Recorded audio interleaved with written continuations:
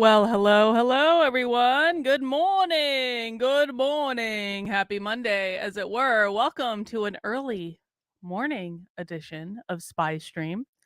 I have no idea how many people are going to join me live this morning because it is early.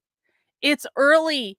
Oh my gosh, I usually am not up and working this early. I know that makes it, Victor and I were coming back from the fair last night and I was saying, "Oh, I got to do this early morning spy stream tomorrow." And he's like, "Oh god, Carlin, you're so abused that you need to be up and functional by 10:30."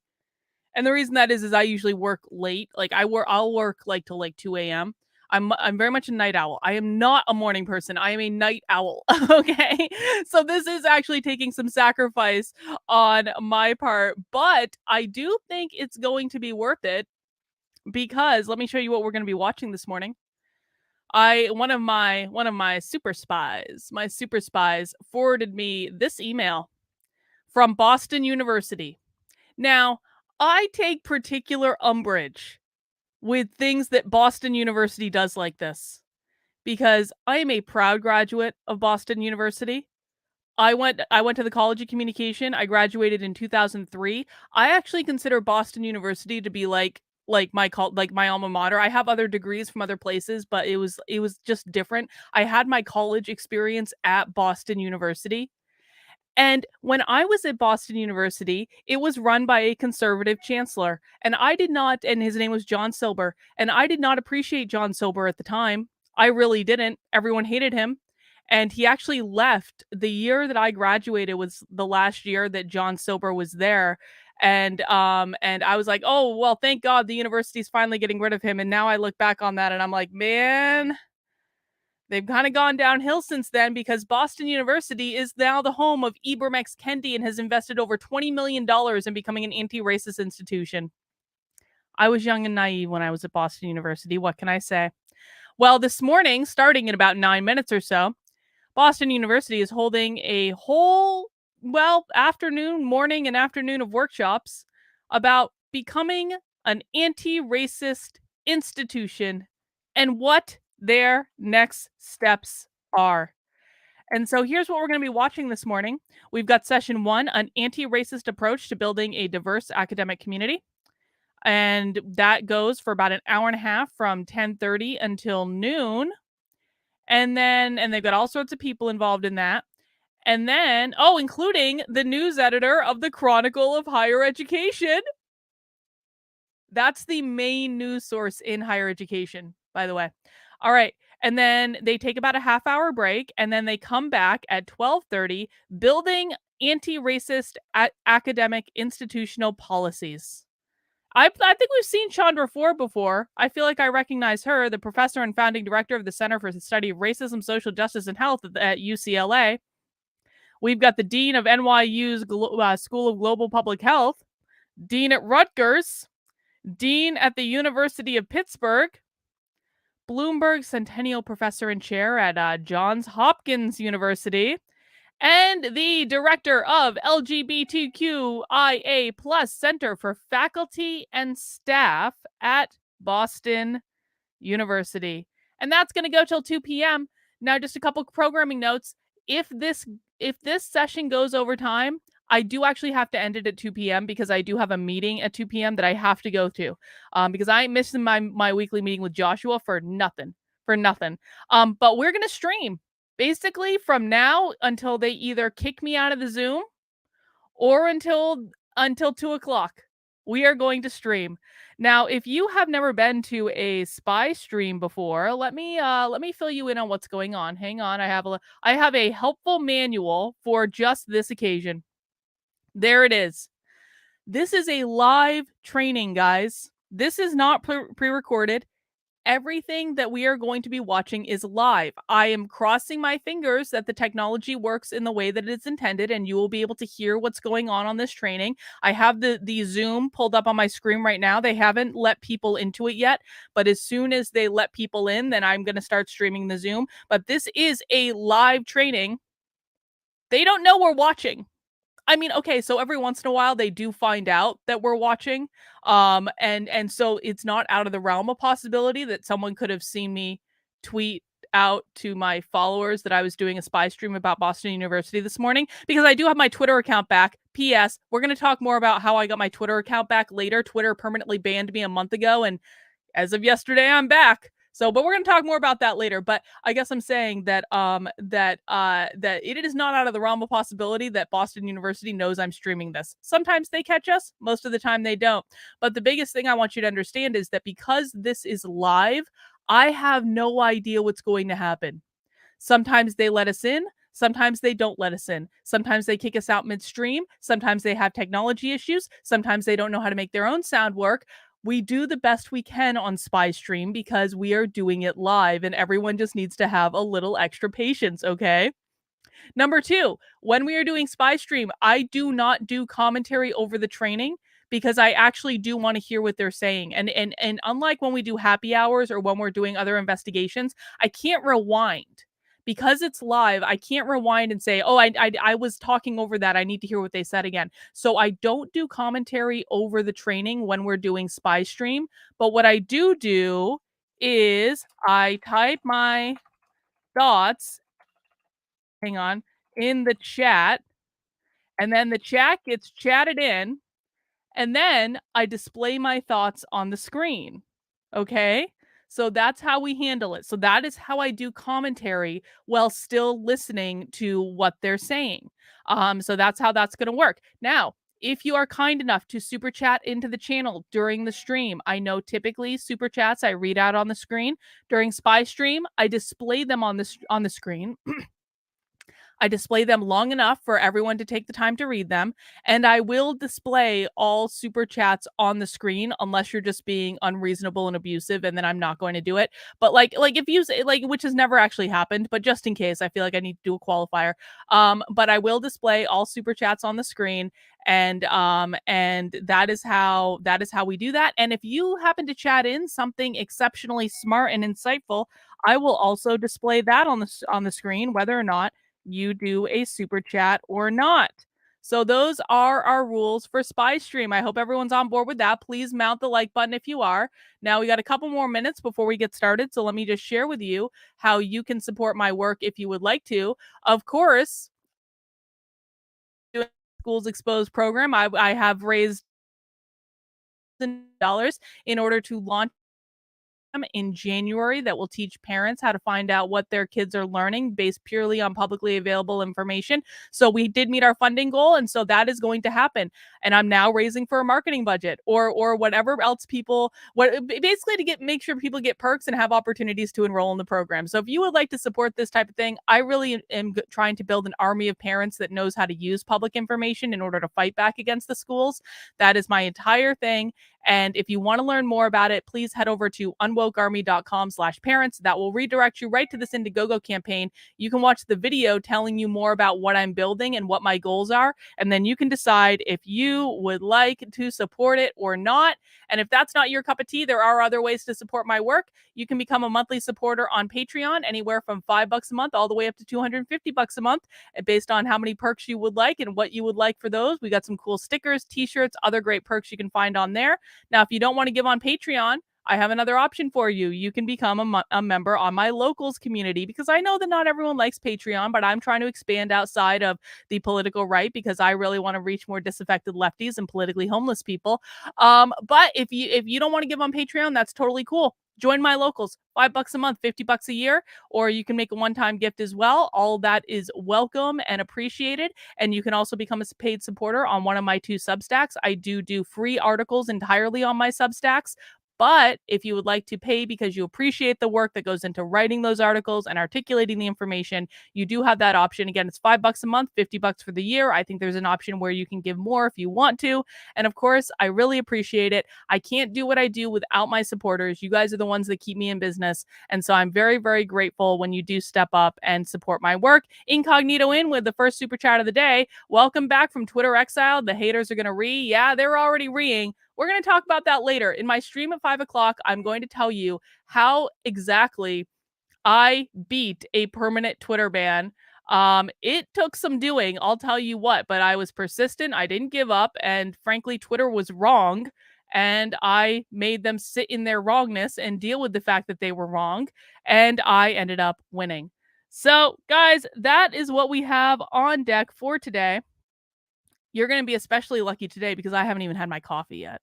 So we're going to see how this is going to go. I am looking forward to hearing what my alma mater is planning on doing to become even more anti-racist than they already are.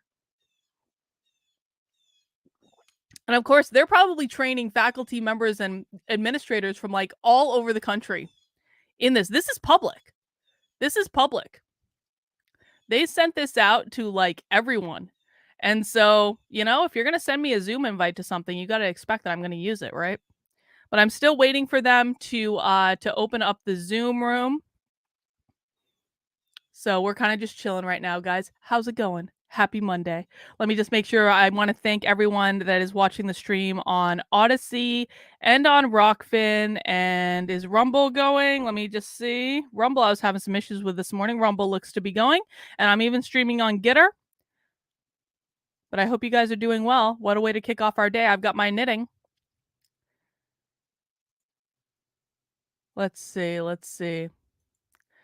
Kirk says, I recall Jordan Peterson saying he was able to avoid the protesters by having his talks at 8 a.m. so they couldn't be bothered to get up early. I think that probably makes sense. Oh, by the way, side note, guess who got the training files from Cambridge, Massachusetts about an hour ago? Cambridge, Massachusetts, the city answered my FOIA request for all of their anti-racist training materials. I haven't looked at them yet, but they sent them over in full. I didn't even have to pay anything, so winning. So I do have the training files for the teacher training from Cambridge, Massachusetts. And that might be something that we explore a little bit later. Isn't that fun? They've got rainbows on them, guys. I'll tell you that. They've got rainbows. They got all sorts of stuff. I got like 12 attachments that I have to go through from the city of Cambridge. So that's pretty great. Let's see. Yesterday, I explained to my 10-year-old Ben how two times anti turns pro, except with racist, right? Yeah, that's exactly right, Rosa. It's like two negatives make a positive, right? Exactly. I hope you're doing well. It's good to see you, Rosa. It's gotta be really early where you are. Jesus, Rosa. Oh, they're letting us in. They're letting us in. Okay, hang on. I gotta share. Oh shit. Hang on. I gotta share this correctly. Share screen. Why don't I have a Zoom screen? Zoom webinar. Okay. There's no sound yet, but you guys let me know. I'll let you know when there's sound. Is there chat open?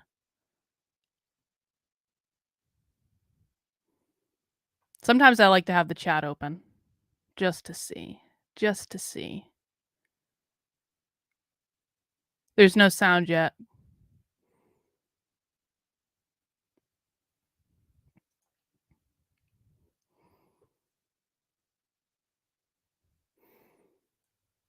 And I keep saying that so that you guys know that you're not missing anything. But I do hope I have the sound set up correctly. Actually, hang on. Let me just, I'm pretty sure this is how this works, but okay.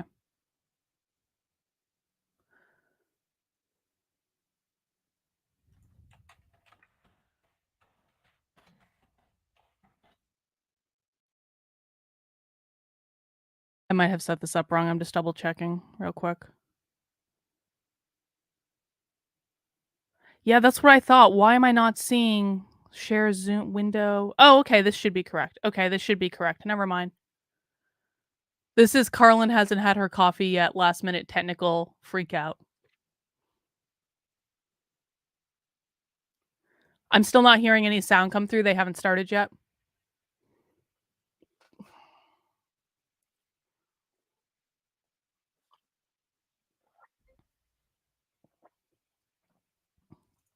We watch them all the time, Crash Bandicoot. We have gotten used to them. We've gotten desensitized to them. It's important that we watch them to understand what they're saying, but we've gotten used to it.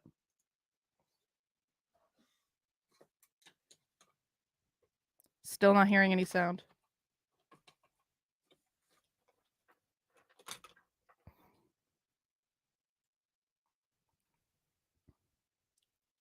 Oh, we do have chat. Excellent. Good morning, afternoon, and evening to all. We'll be starting in a moment, is what the chat says. I like to keep the chat open because sometimes they say things when they don't know that people are watching them. Shannon says locals is much better at giving me a heads up than those on YouTube. Let's get my banner on here.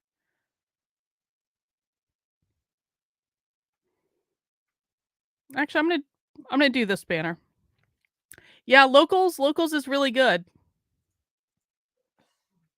Locals is a great place to support my work. If you would like to support it, we have a community Zoom call later tonight, which is a private, unrecorded Zoom call where you can come and talk to me and everyone else in the community that chooses to join at 7 p.m. But in order to get access to that call, you do have to be a supporter either on Locals or on Patreon. You can find the links to those at activelyunwoke.com/support. Their link should also be in the description below. And if you are a supporter, you can come and join for a private, unrecorded Zoom call at 7 p.m. tonight. We also do them at noon on Wednesdays. And that's one of the benefits of supporting the work I'm doing. We usually have great conversations. Monday is what we call Marathon Monday because they usually go really long. It is not uncommon for us to actually talk until midnight on Mondays, like 5.5 hours. And the calls are great. And it's just really it's good people, good community. And I really appreciate everyone that shows up for them. Yeah, well, this is exactly right, VT Num. Starting on time is whiteness. And so we don't want to be white. We want to be anti-racist. And so we can't possibly start on time.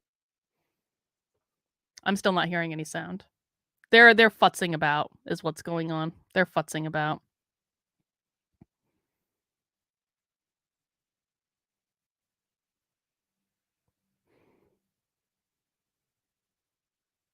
Victor and I went to the fair yesterday in Massachusetts. We ventured into the outworld of Massachusetts for a day. People in Massachusetts don't know how to drive, I'll tell you that. Victor was complaining the whole way. Rightfully so, not just like needlessly complaining, but it was fun. We had a fun day at the fair. We got to go to the circus. We got to go to a petting zoo. I got to pet a camel. The camel was very nice. Got to get some fried Oreos, which are the best. They weren't good this year. I was so disappointed in the quality of fried Oreo at the Big E, I gotta say. It was disappointing. I'd been looking forward to it all day. All right, I still don't hear any sound. We're still waiting for them, guys. As a reminder, this is live. This is a live training. I don't have control over what time they start or whatever technical difficulties they may be having. So we just have to roll with it and do what we can do.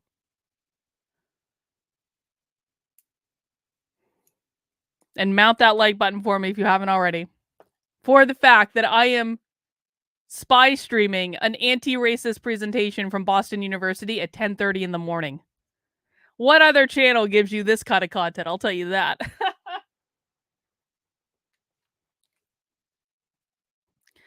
This is my alma mater, Boston University, which is why I am particularly annoyed. I have given Boston University tens of thousands of dollars of my money, and they spent it on anti-racist bullshit. They spent it on Oh, we got someone from the UK in the chat. You see that? This is why we have the chat open. They spent my tuition on anti-racism. This is Spy Stream. So Spy Stream is when we do a live training, and this is completely live, and we infiltrate it and we stream it on the internet and we show people what's going on. Oh, is it International Talk Like a Pirate Day? Ugh, don't make me talk like a pirate. Don't make me do it. I used to have to send out fundraising emails on International Talk Like a Pirate Day when I worked at Dartmouth. That was like a big fundraising day. They used it as like a shtick.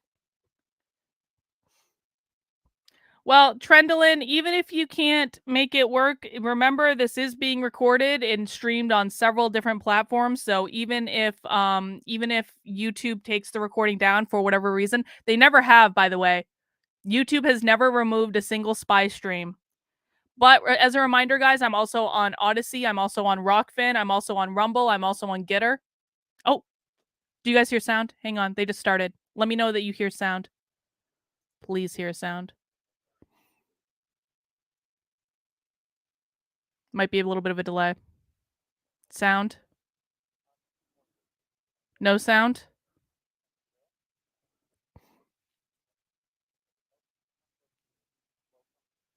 Do you guys not hear any sound at all? No sound. Okay. The sound looks to be working on my end.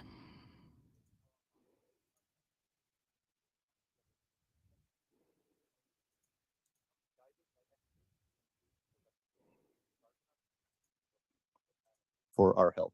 Do you guys hear sound now? Today's conversation is part of a series focusing on our school's strategic directions. These directions serve as focal points for our work, Do you hear it now? guiding our scholarship, pedagogy, and practice. Thank you for joining us for today's discussion. I want to say thank you to the many who have worked to make today happen. My first thank you is to Yay! Professor Julia Raifman, who for the past year has served as our intellectual I'm lead going to shut on up our health now. and equity We're going to let them strategic do their direction. thing. As a reminder, wanna say I do thank not you do to Dean's commentary office over and the Spy marketing Stream, but I communications will team, type my without thoughts into whose the work none chat of and these display events them would on the ever happen. screen. Thank you to all of you. Now, on to today's event. We have long known in public health that the challenge of racism undermines the health of populations. However, progress in the area has been painfully slow, and we are recognizing more and more how much racism shapes not just the world around us, but also the institutions within which we work, the very institutions that aim to work towards shaping the health of the public. The goal of this meeting today is to discuss how we can shape anti-racist institutions towards the goal of creating more just, equitable institutions for all. It is a tall order for a conversation, I realize, but it is through such conversations that ideas emerge, where we can challenge and nudge our thinking towards creating better institutions, towards better health for everybody. I very much look forward to the conversations that shall emerge. Today's event will be divided into two sessions. At this morning's session, our speakers will lead us in a discussion of how we can shape an anti-racist approach to building a diverse academic community. After a lunch break, we will reconvene for the afternoon session on building anti-racist academic institutional policies. So now I'm going to turn the event over to the moderator of our first session, Sarah Brown. Sarah joined the Chronicle of Higher Education in 2015. In 2022, she became news editor, where she helps oversee daily news coverage and coordinates the reporting internship program. In more than 6 years as a reporter, Sarah wrote about Title IX and colleges' handling of sexual assault and harassment, whether higher education is really committed to racial equity, and how mental health struggles are derailing students academically and otherwise. Sarah studied journalism and political science at the University of North Carolina, Chapel Hill, but she likes to say that she really graduated from the Daily Tar Heel, where she was a reporter and editor for all 4 years. Sarah, thank you for joining us. Over to you.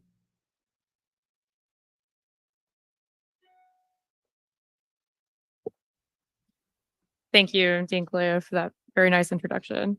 It's my pleasure to be moderating this morning's conversation, an anti-racist approach to building a diverse academic community. As a journalist, I have been reporting for the past few years on diversity, equity, and inclusion, anti-racism efforts, and campus culture, both problems and solutions. And particularly last year, I spent some time following up on the many promises that colleges made in the aftermath of George Floyd's murder in 2020. And I found that institutions had hit a lot of roadblocks in their efforts to try to make progress on these promises. In fact, some of them had just completely fallen by the wayside. And in my reporting, I found kind of three barriers among many others that were derailing change in higher ed. One was that in trying to satisfy very different constituencies, institutions were really struggling to sort of build consensus. Students don't necessarily want the same things as faculty, as alumni, parents, lawmakers, community members, and that was presenting a real challenge. Another thing I found was that colleges were hiring diversity, equity, and inclusion staff, and then they weren't empowering them to do the work. So they quit. And another thing I found was that a lot of institutions created task forces, working groups, committees, but it was really just for the appearance of creating a committee. And there was never any intention of these committees actually creating any change. So I say that to sort of set the tone, set the table for our conversation today. that even well-intentioned efforts in higher ed have fallen short for a really long time. And that, in my conversations and my interviews with people across higher ed, I've heard a lot of emphasis on urgency, that diversity, equity, inclusion, anti-racism, it's not just the right thing to do, it's actually an urgent priority because higher ed institutions the student bodies are changing very rapidly. And if higher ed institutions don't change with them, they're going to fall behind the times. So I wanted to just sort of set the table for our conversation with those remarks. A quick note about the format. After speakers have presented, we will have a moderated discussion. After that, I will take questions from the audience and from our online audience. If you would like to ask a question in person, please wait for a mic to be handed to you. For the online audience, please submit your question into the Zoom Q&A box, and the team here will read your question. One other update before we begin. Unfortunately, Dr. Evelyn Hammonds is unable to join us today, but we have a great panel nonetheless. Let me now introduce our first speaker, Professor Audrey Bowden. Professor Bowden is the Dorothy J. Wingfield Phillips Chancellor, Faculty Fellow, and Associate Professor of Biomedical Engineering and of Electrical Engineering at Vanderbilt University.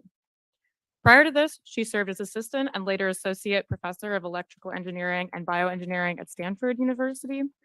Dr. Bowden has spoken publicly about her own experiences as a Black woman working in the field of engineering and has written several papers addressing racism within the academic world and how we can combat it. Dr. Bowden.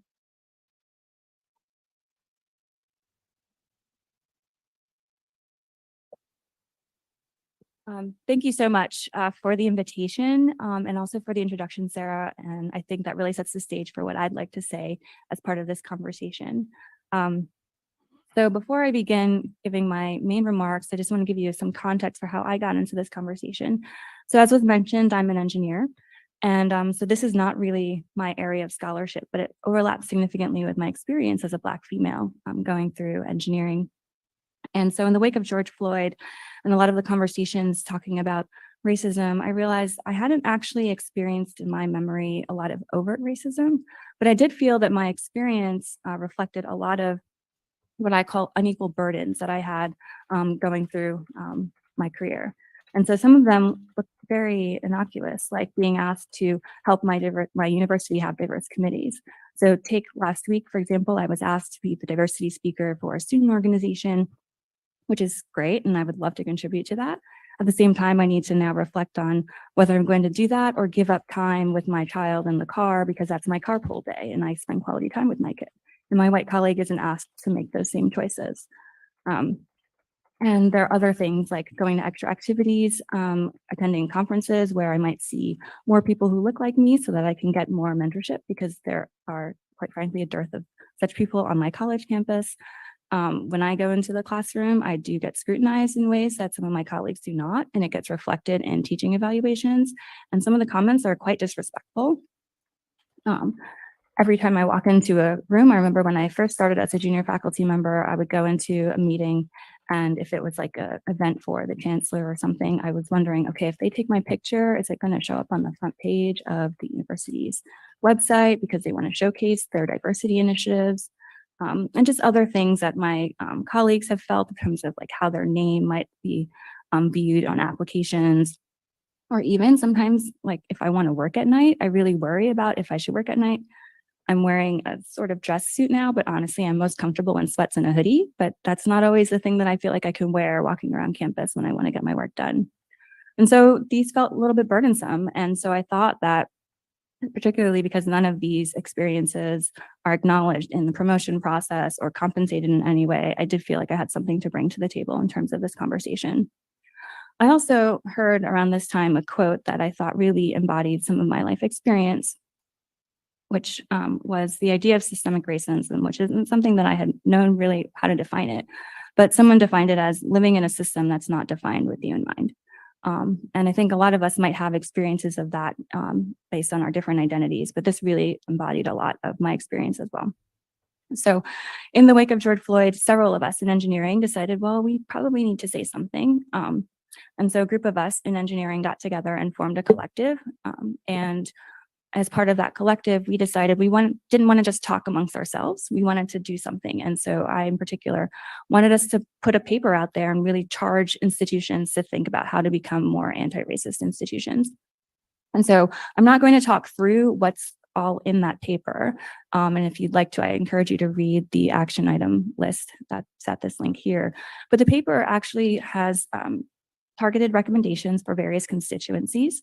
But most important, when I was helping to draft this paper, my co-author and I said, you know, if we write this paper, but people don't come to it with the right perspective, they're not going to do anything with this paper. And this is really related to what Sarah was just saying about lots of plans are made, but not everything is followed through. And so we felt that it was important to establish 5 principles before you really engage and do this work that should frame what you do and how you think about it. I call them pre-decisions or pre-commitments. And so that's really what I'm going to talk about with the rest of my time today.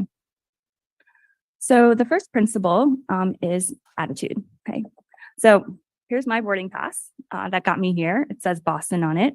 And I'm going to make a confession. I almost got on the wrong plane. Okay, so I was sitting in the airport knowing that I'm going to Boston. And then all of a sudden, you know, there's all this stuff going on in the PA system. And then I hear a call for a plane to Boston, except it's the gate right across from where I'm actually sitting. And I'm like, oh my goodness, they're boarding my plane. So I get up and I move over, and I don't want to be embarrassed because people are like, you know, why is she leaving? So I go sit over there and I'm like, okay, great. Plug in my computer. I'm sitting there waiting. And then I realize that it's a different airline, also going to Boston at a different time. And then I realized I need to go back to where I was sitting before so that I could get on the right plane. Now, the reason I bring that up is because, again, the PA system was talking about all sorts of announcements in the airport. But the only reason I was tuned in to Boston was because I knew that I was going to Boston, and I identified myself as someone who was going to Boston. And so because of that, I could pay attention and listen to announcements related to going to Boston. And in many ways, that's the attitude that we need to come to the table with for this work. Okay. So unless we agree and assume from the beginning that we have something to learn, that we are potentially racist, we're not going to be attuned to the recommendations. If you read a paper, but you come to it thinking, oh, I'm not racist, this doesn't apply to me, it's going to be really easy for you to look at this and see that there's nothing for you to get done. So really famous quote that I like is, whether you think you can or you think you can't, you're right. Basically, your attitude frames what you're going to get out of anything else. And so if you take nothing else away from today's conversation, I encourage you to open yourself up to the idea that you might be racist so that you can listen to what everybody else has to say and the recommendations and identify something that might actually be meaningful and lead to change. A lot of times also people tend to blame the system. Oh, it's not me, it's the system. Well, we are the system. So whatever happened in the past, that's past. But if we want to change the future, if we want to change the present, it's really on us, and we're part of the system. So you need to kind of own that as well. And then if you don't, well, this is part of what makes the system what it is, right? It just makes you complicit in that. The second thing is clarity. So when we were talking about this work amongst my group of colleagues in engineering, we recognized that we were working on anti-Black racism. We weren't working on racism more generally. We were really focused on it. I work with light. That's what I do in my daily scholarship. And all of you probably know the sun has a lot of, great light. And when you have a magnifying glass and you focus that light, it can set a forest on fire, right? Focus is really powerful. Any of you who wear glasses know that focus can help you do things that you can't do if you cannot see properly, right? And so when you're doing this work, I really encourage you to think about bringing in some focus. Okay, this is not to say that there aren't other forms of diversity that matter, but I encourage you to choose something and be focused in your efforts to solve that problem. We can't solve everybody's problem all at once, right? And if we try to solve everybody's problem, we're going to end up solving nobody's problems. And so I'm not telling you which group to pick first. Okay, for us and for what we were doing, we were focusing on issues associated with being Black in America. But I really think that getting clarity on what you're trying to do is really important to make sure that you're going to actually achieve outcomes at the end. The next thing I want to talk about is about accountability. So Sarah brought this up as well. So if I said to one of you, please, can you go and spend $10,000 to buy me a new couch for my office or whatever? Not that any of you would really want to do that, or I couldn't really spend that money, but whatever. Let's say you were going to spend $10,000 on a couch. likelihood of you just going out and doing that because I asked you to do it is probably pretty low. But if I said, hey, can you take my credit card and go spend $10,000 and buy this couch for me? The likelihood of you being able to actually do that goes up infinitely, right? And so the idea that we need to empower people to be able to do things before we ask them to do things is really important. And I just realized I skipped over my slide, so I don't have my normal. Okay, I'm going to go forward and go back. So this is the idea of commitment and resources. A lot of times we tend to say in academia, well, let's ask a committee to do something, to write a white paper about what we're going to, what they think we should do. But the better way to do it is say, hey, here's committee, whatever you come out with, here's $10,000 that you can spend to implement those changes, right? And then those changes become a lot more real. Those changes become a lot more timely and able to be implemented. So I really encourage institutions to not just wait until we can raise money for an anti-racism, set of initiatives, right? We have money in our budget now. How can we reapportion that money to actually get done the things that we prioritize? And then going back to, I realized I just skipped over. How many of you have ever had a job or have a job where you got a paycheck? Yeah. How many of you know what April 15th is? Okay. Tax day, right? Nobody misses it. Nobody misses it because you don't want to miss paying taxes and the government doesn't trust you to miss it. So that's why they take your taxes out ahead of time. All right. Because when they decide that they want to do something, they not only set a date on their calendar for it, but they also set up incentives and other accountability structures to make sure that you do it. Right? And that's the kind of attitude that we need when we're doing this work. We can't just decide that we're going to go out and do this without there being any consequence if we fail, right? Because a lot of people say, oh, there's not enough people in the pipeline. That doesn't mean that we can't try to do other things, right? And so this idea of accountability comes in two forms, one at the institutional level and also at the personal level. So promises and commitments for action need to be commensurate with incentives for success and consequences for failure. Okay, there's a lot of white papers that have been written out there, and there's a lot of work that hasn't been done. Lots of great ideas. And these measurable goals for change need to be incorporated into action plans, but also implications for leaders, right? How much more are you willing to do something if you know that your job's on the line? Right? It makes a difference if you know that you're going to be held responsible for actually doing things that are on the action plan. And then, of course, as an institution, you need to commit to not stopping until success is actually achieved. Now, I just talked about accountability at the institutional level, but also at the personal level, it's important, okay? As leaders, we can't just charge a committee to come up with recommendations and then the problem is solved. There's a lot that's associated with this anti-racism that has to do with me, that has to do with you and our individual and personal attitudes. And so there's work that needs to be done by the individual as well. And so there needs to also be some personal accountability that can't be outsourced to a committee. And so I guess with that in conclusion, sorry, skipping ahead. As I mentioned, I helped co-author a work that has a list of recommendations, and there are many out there. They span lots of different constituencies. They span lots of different topics.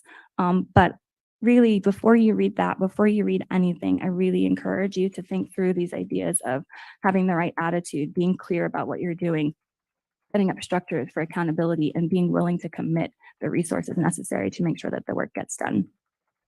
Your immediate next steps from this. First, check your boarding pass, update your name tag, acknowledge that you're a racist, take out your glasses so that you can see and be focused and make sure that you can actually take action. Set up your calendar and your accountability structures so that you make sure that you don't miss tax day and then things just don't happen. And then finally, take out your wallet and actually give people the money that they need to do work before you start telling them what to do. Thank you.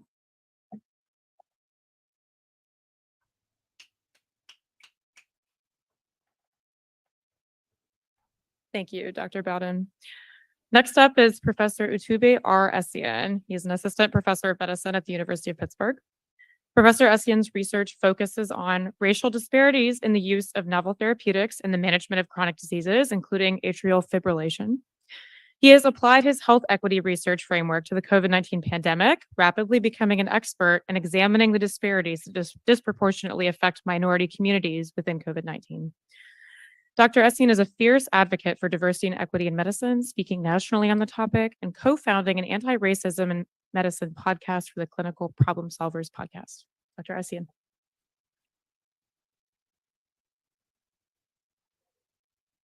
Awesome. Great to be here. Thanks so much. And I don't have any props like Dr. Bowden, but I've got my cell phone to keep me on time here.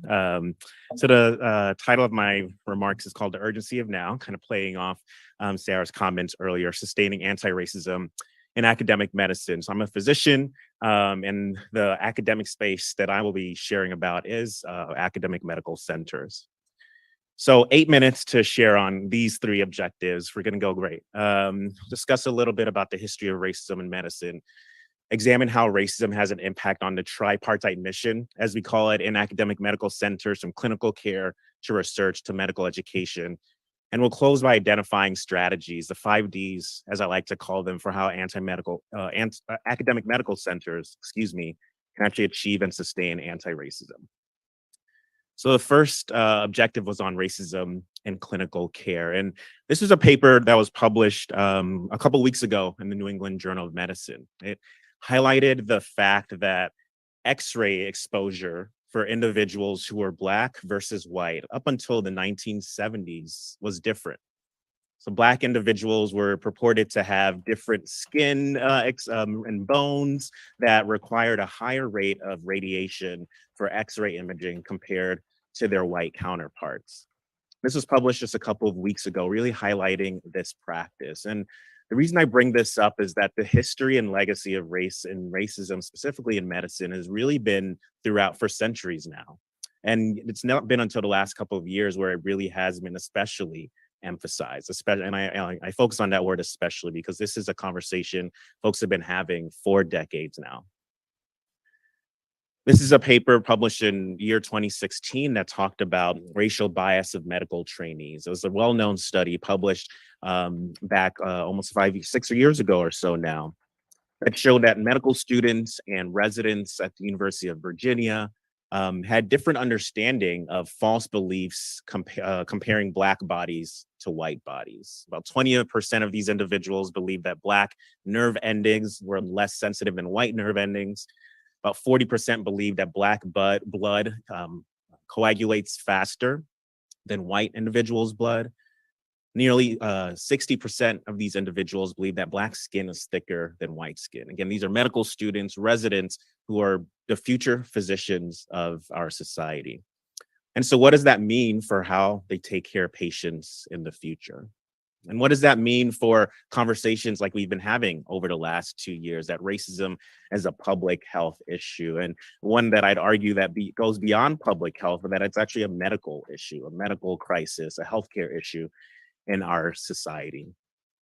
This is a study, another New England Journal of Medicine study published back in 1999, where researchers shared with cardiologists the pictures that you see on your screen here and asked, with the same story of substernal, so right below the chest, chest pain, would you send this patient off for a cardiac catheterization to see if they have a blockage in their heart? Individuals who look like those who received the picture of those on the top of the screen were far less likely to refer their patient for this potential life-saving procedure, especially if they received a picture of a Black woman, compared to those who received a picture on the bottom of the screen. This was like one of the first studies that really highlighted the fact that there is unconscious bias in the way we take care of patients. This goes far beyond just cardiac catheterization. We see that Black patients, for example, are less likely to receive novel heart failure treatment or novel atrial fibrillation treatment, which is a disease that I study. Less likely to receive new cancer therapy, surgical procedures, pain treatment, even be referred to hospice or end-of-life care when they're reaching that level of care. And so study after study has shown these findings. And again, focusing on this slide on Black patients, but we've seen the story play out when we're thinking about Native American individuals, Hispanic or Latinx individuals, folks from certain Asian backgrounds as well. Obviously, we've seen this story play out in COVID-19, where from access to testing to rates of infection, rates of death, access to vaccines, and now access to some of the novel therapies that we have to treat this condition, we see that racial and ethnic minorities are less likely to have the care that they need. So how and why does that, what does that have to do with race or racism is a conversation that we'll continue to have throughout this topic today. But that was the clinical care space. What about in research? Again, one of the really key missions of academic medical centers where we really fund the programs that we continue to maintain day after day. This is a slide that kind of reflects that history. So there's one slide that I'll share here. And again, hopefully in our other conversations, we'll be able to talk more about this. But this slide really is shown here, really emphasizing the work of Harriet Washington, who really highlighted some of this work in the book Medical Apartheid, if folks have not had a chance to read this yet. But this slide emphasizes the fact that this is a history that extends far beyond the US public health syphilis study that took place outside of Macon County, Alabama, one that often people refer to and say, that's why Black patients aren't going to get involved in research, right? It highlights the fact that James Marion Sims, the quote unquote father of gynecology, was using Black bodies to experiment on some of the gynecological procedures that he created that till today are still named after him. Highlights some studies done in the medical, reports rather, taken out of the Medical College of Georgia, which showed that they used cadavers digging up Black graves to actually teach students about anatomy in their medical schools down there.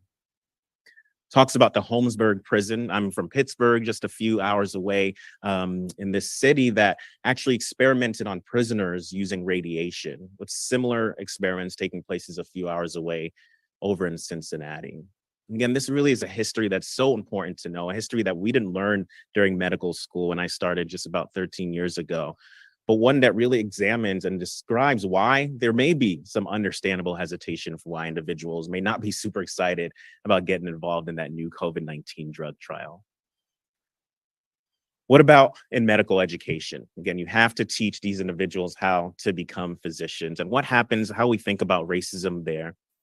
I'll emphasize really the inequities in who is in the classroom in our medical schools.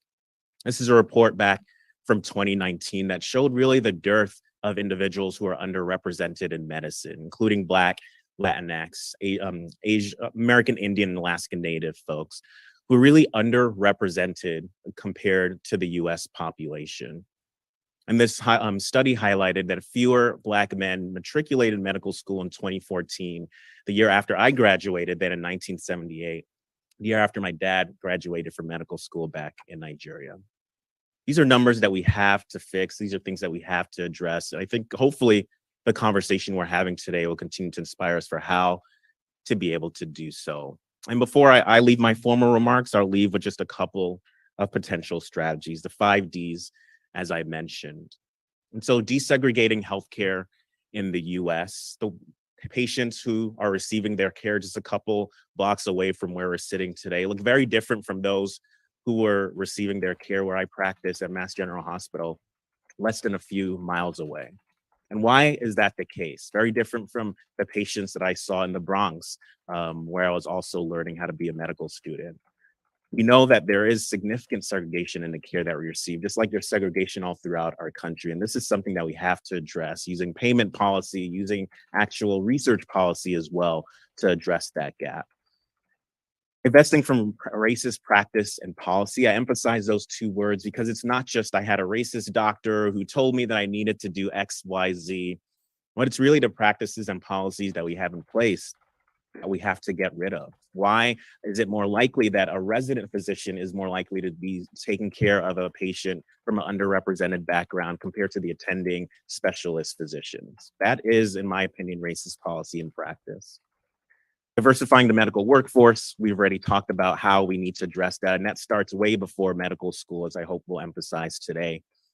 Developing anti-racist medical curricula, again, so that these conversations are not just one-offs here, but really maintained throughout our curriculum, which I think School of Public Health is doing an excellent job at, and our medical schools have a long way to go there. Really deepening community investment. It's the last strategy there, but that's really where this whole conversation starts. Why are we doing this work? Why do we have medical schools, schools of public health, to be able to try and change the world that we're living in? It's for the people that we take care of. It's for the communities, not just for the next big grant and paper. And I'm hoping, again, as we strive to address these 5 Ds, we can actually achieve an anti-racist academic medical center. On a little bit above 8 minutes, but I hope we were able to achieve our objectives, and really looking forward for some more conversation. Thanks so much.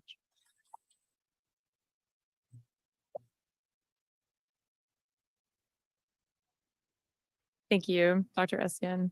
Now we will hear from Dr. Mariah Kornblue. Dr. Kornblue is an assistant professor in the psychology department at the University of Oregon.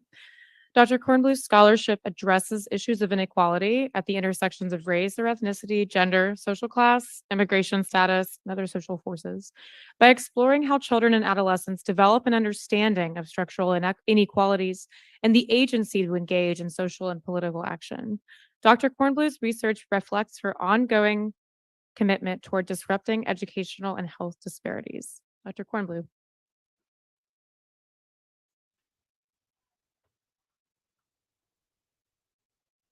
Thank you so much for having me here today. I'm going to highlight some choice points, areas of how we think about and conceptualize our research.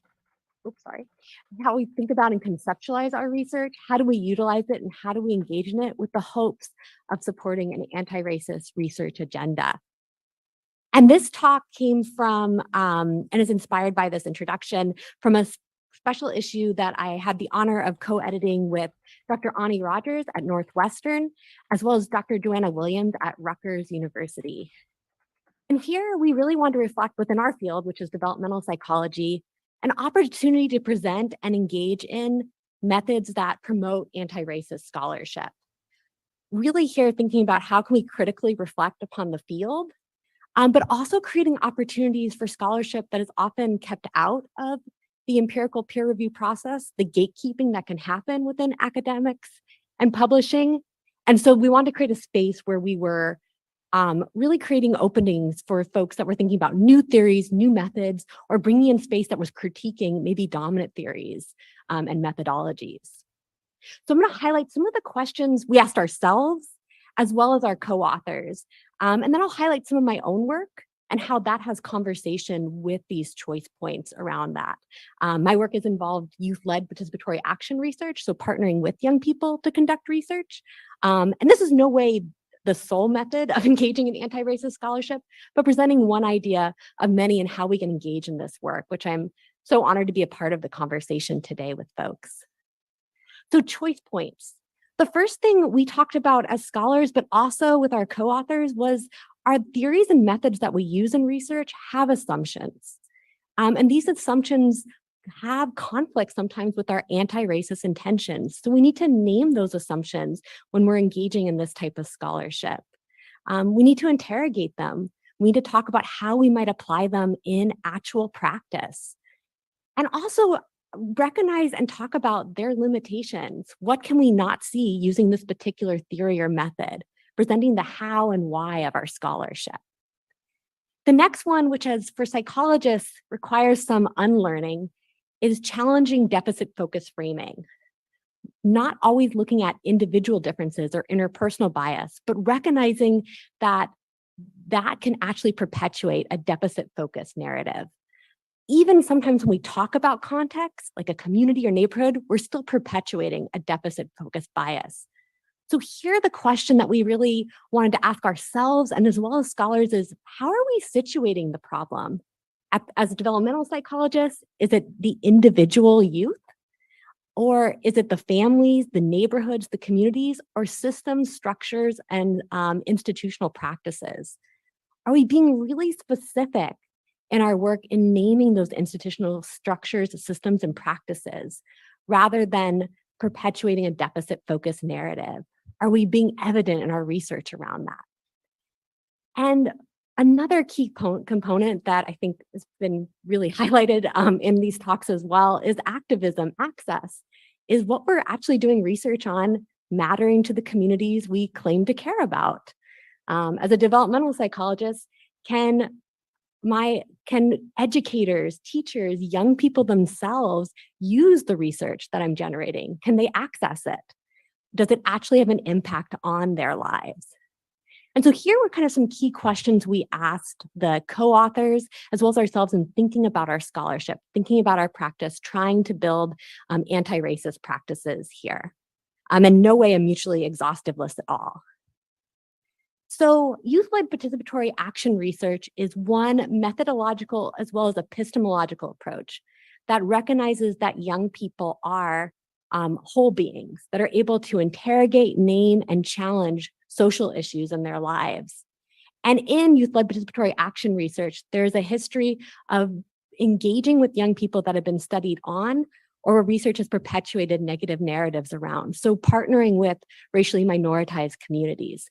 So engaging those young people as active co-researchers shaping the research agenda, shaping what's being studied, shaping how the findings look like, and using those findings for social action. So that's also kind of a key component of youth-led participatory action research. So here, young people are active contributors in the research process. The goal is story with rather than story on. Here we think about leveraging dialectic participatory discussion and tapping into young people's potential by allowing them to engage in and reimagine what the institutions and worlds they would like to see. And so YPAR can contribute to anti-racist science by naming power structures within research, challenging the research process and our practices, especially the role of participants and subjects as more objects, and also centering in the lives of racially minoritized youth. So having that framing up front there. So how does YPAR have an engaging conversation with these choice points? So for theories and methods, the viewpoint is that young people are whole beings, capable of naming and interrogating and engaging in research. There's a co-construction of knowledge here. They're not passive agents that we can do research on for our purposes. So the goal here is that there is an opportunity for dialogue and co-construction of knowledge. And this disrupts, if we think about research, that hierarchy in the researcher doing research on participants. It also, in the field of adolescent development, challenges some of the theories and methods that were the foundation of the field here. In regards to framing, young people bring their whole selves to the research process. So here they're bringing their experiences, their voices, as well as their creativity, and especially partnering with young people that have had research on them or narratives around their communities that have been continuing to perpetuate deficit-focused narratives. They are explicit in naming institutional racism and the manifestations of this racism in systemic structures rather than perpetuating individual level differences, because it directly applies to their lives. In regards to access, youth-led participatory action research provides the opportunity for young people to use research to inform social change processes. So research is used as an advocacy tool, a point for action, in which they can utilize that research to push for social change. But it also puts responsibility onto the researcher to be an ally and a support, to leverage their institutional affiliations, recognizing their responsibility in supporting young people in engaging in this type of work. So I wanted to note, though, that I think in all scholarship, and a key point that's, I think, coming up in these talks today is that it's really important to still engage in opportunity for critical self-reflexivity of our work, recognizing that even with our best intentions, we are still doing harm. And just doing community-based work doesn't absolve one of that harm or causing institutional problems or perpetuating systems of oppression. So creating opportunities in dialogue with others, in conversation with the community and youth themselves, and reflecting on our own positionality, thinking about when we engage in this work, am I creating space for authentic shared power? Do I know what that looks like? What would that look like if there is shared power in this space? How would that look different than how I've traditionally done research? Am I open to multiple forms of knowing? And might that knowing look different than how I've traditionally been trained in research? Am I committed to expanding my awareness of racism that is based in the lives and experiences of young people? That experiential knowledge, am I bringing that to the table and honoring that and affirming that? And a key point, which I think creates definitely a push for activism and ways to think about how we can continue to leverage this work. Does my work challenge the systems of the academy? Am I willing to be an ally or advocate and push forward to support the social action of young people? What is my activism in place here? How am I engaging in this work? How am I being a partner with young people in this work?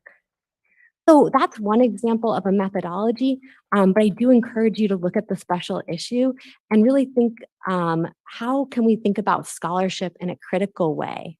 How can we think about challenging how we've been traditionally trained and reflecting on our fields?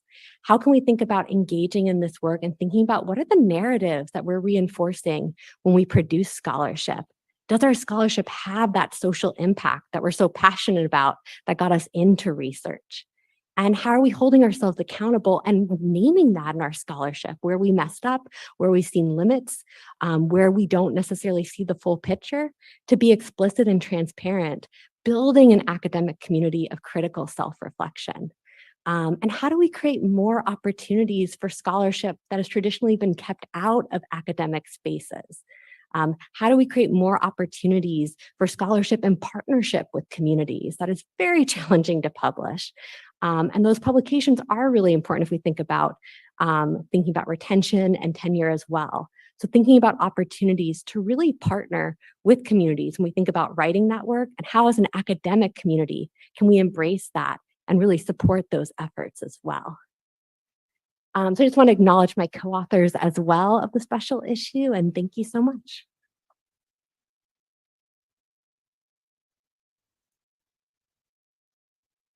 Thank you, Dr. Kornblue. I'm struck so far about the sort of range of things that sort of contribute to building a diverse academic community. I mean, yes, it's like the number of students, academics, leaders from marginalized backgrounds, but it also means culture, it also means research agendas, it also means medical practice. It's such a fascinating range of topics that we've covered so far today. So I'm pleased to introduce our final speaker, and then we'll get into the moderated discussion, Dr. Dathian Sturgis. Dr. Sturgis currently serves as the Department of Family Medicine Vice Chair for Justice, Equity, Diversity, and Inclusion, and Assistant Professor of Family Medicine, Associate Program Director of Regional Affairs and JEDI at the University of Washington School of Medicine. Dr. Sturgis also practices as a family medicine provider at UW Primary Care Northgate. He's active in the PA Education Association, where he serves as the chair of the Diversity and Inclusion Mission Advancement Commission and as a member of the editorial advisory board. Dr. Sturgis.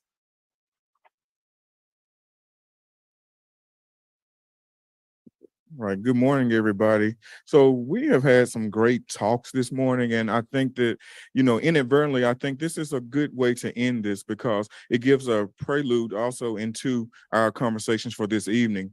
Because as we all know, as public health practitioners, that it's the policy level that has the most sweeping change, right? So I want to give a brief talk on some different toolkits and framework, because we love framework in public health going forward, and how do we establish these more diverse and equitable and just academic institutions. So as she said, I'm a physician assistant, I'm a PA, practicing in family medicine, but also I am a public health practitioner as well, with a focus on health equity in the historically excluded populations. So I'm an old country boy from Louisiana originally, so I love giving analogies and stories. So picture it, Golden Girls, picture it. We are traveling down this road toward anti-racism, because we're not there. Right. I don't think anyone can honestly stand up and say, I am anti-racist. We're on a journey together toward anti-racism. So this road symbolizes that journey. But also imagine a car on that road, and we're all in that car together, and we all are going toward the same direction. Do not feel bad if you pull over on the side of the road and let people out along the way, who do not need to be in the car. So I always want to say, make sure that this work is meaningful. Reflect back on the transactional model, do your primary appraisal and secondary appraisal to see where you need to go and what kind of coping mechanisms you may need along the way, because it gets hard sometimes. So I wanted to today talk about some sample frameworks and some available toolkits that are out there that will help us advance anti-racism and DEI in our academic institutions, as well as discuss some strategic as well as some intentional opportunities toward anti-racism as it relates to our policies and our institutions as a whole. So in this, I want us to be dynamic. So we can't be static in this work. We have to move and groove and change and shift focus from time to time as different things happen. We do not live in a bubble. We live in a world that's constantly changing and things are going on around us. So, you know, a lot of our work here lately has been in anti-Black racism because, you know, we all watched George Floyd be murdered. We all watched Breonna Taylor, we all watched Ahmaud Arbery, all these things that we cannot ignore. And sometimes I say the pandemic was a blessing because we could not turn away from the things that we once were able to turn a blind eye to. Be collaborative. A lot of times you will be assigned this alone, but we can't go at it alone. So I'm thankful for all of you who are here in person and online because it does take a collaborative interprofessional team in this work toward anti-racism. Again, this goes back to being dynamic, but being flexible in order to change focus and shift focus and be intentional. Because everyone, I say, will have their day in the sun, but we have to make sure that we are focusing on one or a couple of issues, but giving our full resource and attention there so that we can have sustainable change.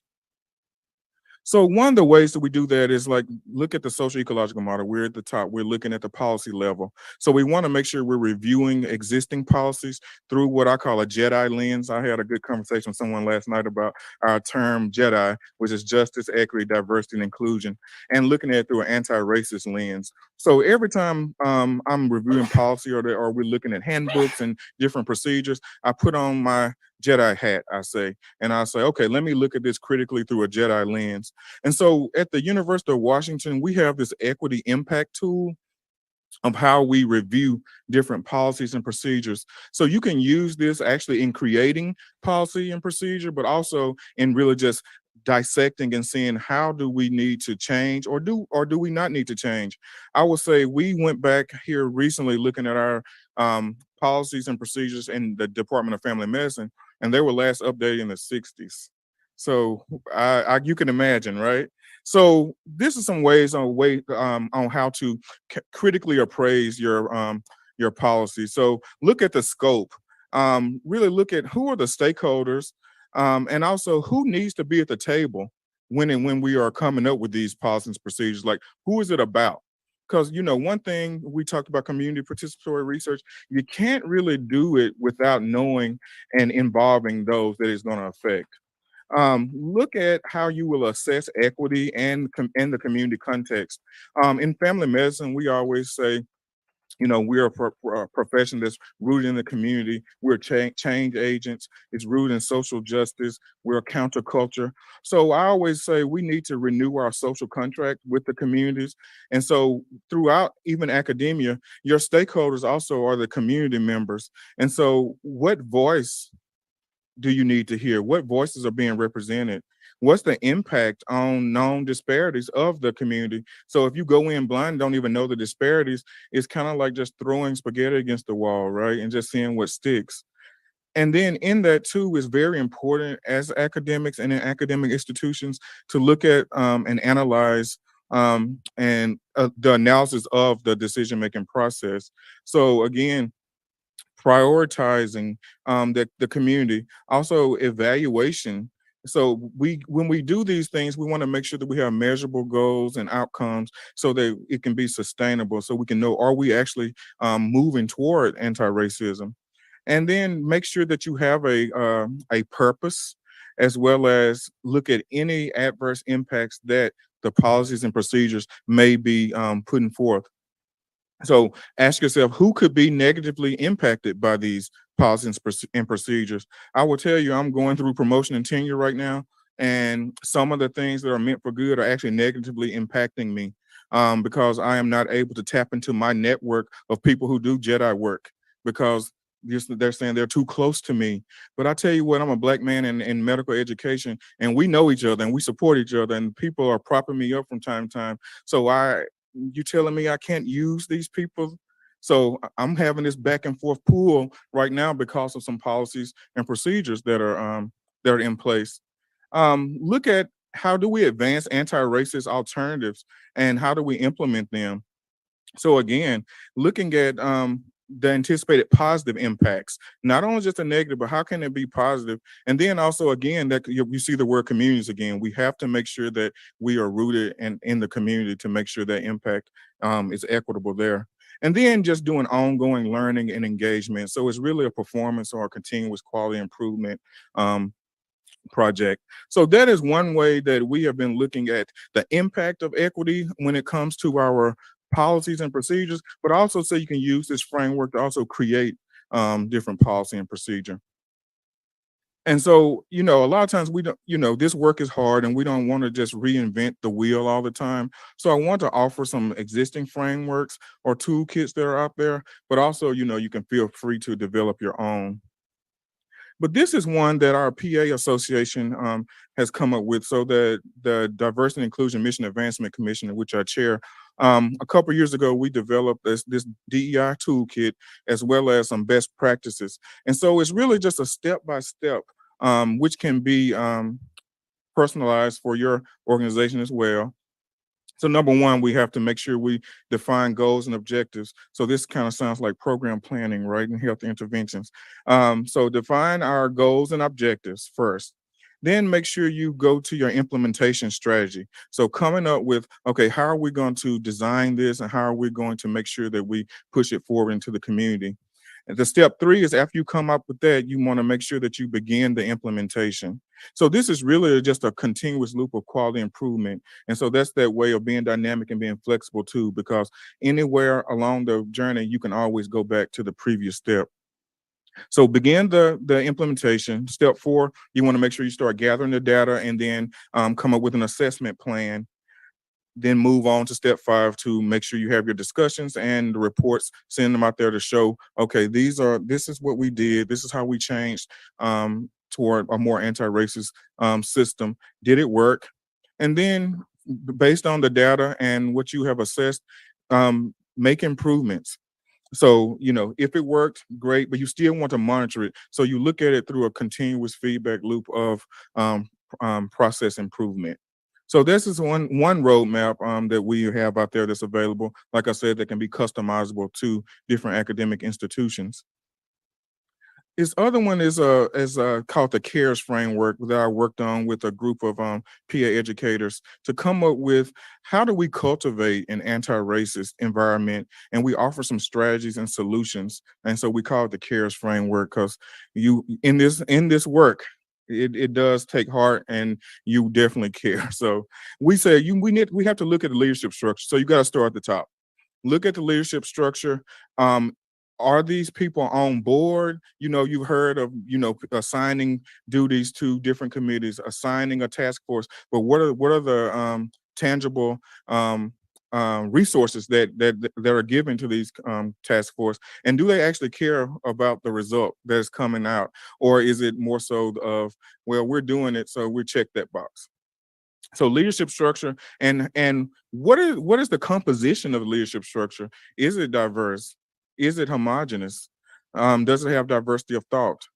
And then also implementing climate surveys and culture surveys, and just to see where we are, looking at inclusive surveys or surveys of belonging as well.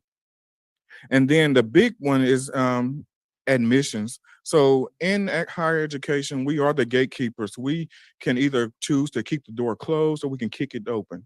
We can choose to take the elevator to the top and stay, or push the button and send it back down. And so admissions is very important. So the buzzword now is holistic admissions, right? But are we really doing that? Are we removing barriers? Are we looking at applicants through a lens of equity, through a lens of justice? Do we recognize that someone who has a 3.2 who works 40 hours a week actually shows that resilience and grit that we're looking for, besides the person with a 4.0? So admissions is key because we are the gatekeepers.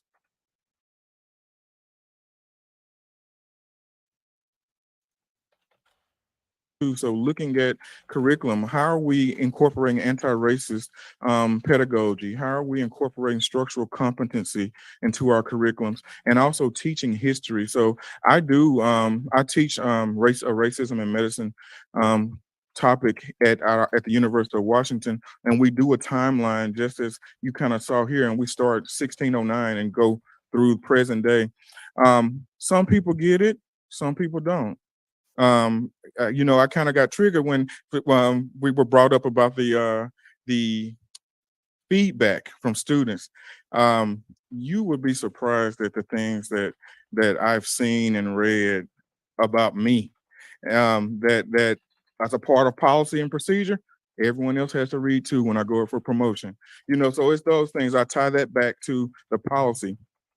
Looking at performance metrics. So again, measuring what the changes that we have implemented and how are we doing when it comes to the performance, and then really assessing the environment as well as the level of social support that is present in our academic institutions and in our classrooms, and putting up an accountability structure that bad behavior and racism is not going to fly.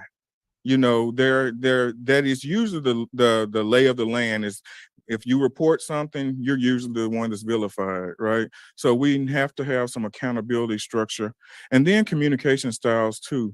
I always call my voice, I say I talk in this raggedy voice, but I pride myself in speaking AAVE, African American Vernacular English, and so my communication style might be different than someone else's, right? I'm not going to code switch. I'm not going to speak whatever you deem to be the correct way of English. So learning different people's communication styles too, being that verbal and nonverbal. So this is the CARES framework, which can actually be used and customized for your academic institution too. And so here are some action opportunities while I close. So create and implement anti-racism educational interventions. So utilizing the toolkits like I just showed you.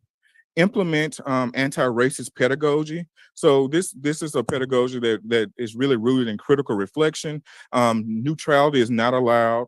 So you can't say, I don't see color. I don't. Yes, you do.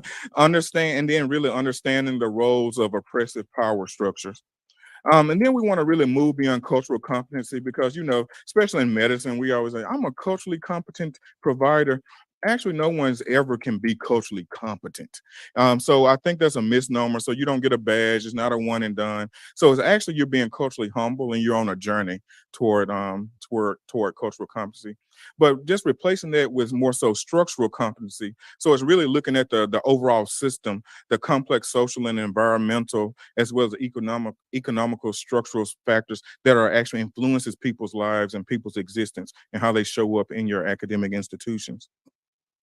And then again, looking at policy statements, creating policy statements, revising or creating new admission practices that demonstrate the institutional, so from the highest level, their commitment to JEDI as well as anti-racism. And then again, we like visual, so creating visual dashboards and that show the outcome data as well, so people can see, oh, this actually works, and how do we sustain it? And then again, given the time, giving people funding, and make sure that there are expectations around the job that regards structured mentorship for historically excluded racial groups as well. And so I will also answer questions during the panel. This is my contact information, so thank you again. But I also have the reference slide if you want to take a picture so you can find those toolkits. So thank you.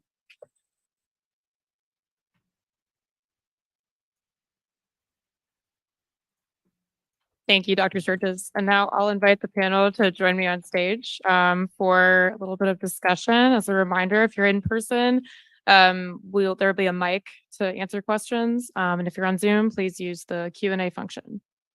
All right.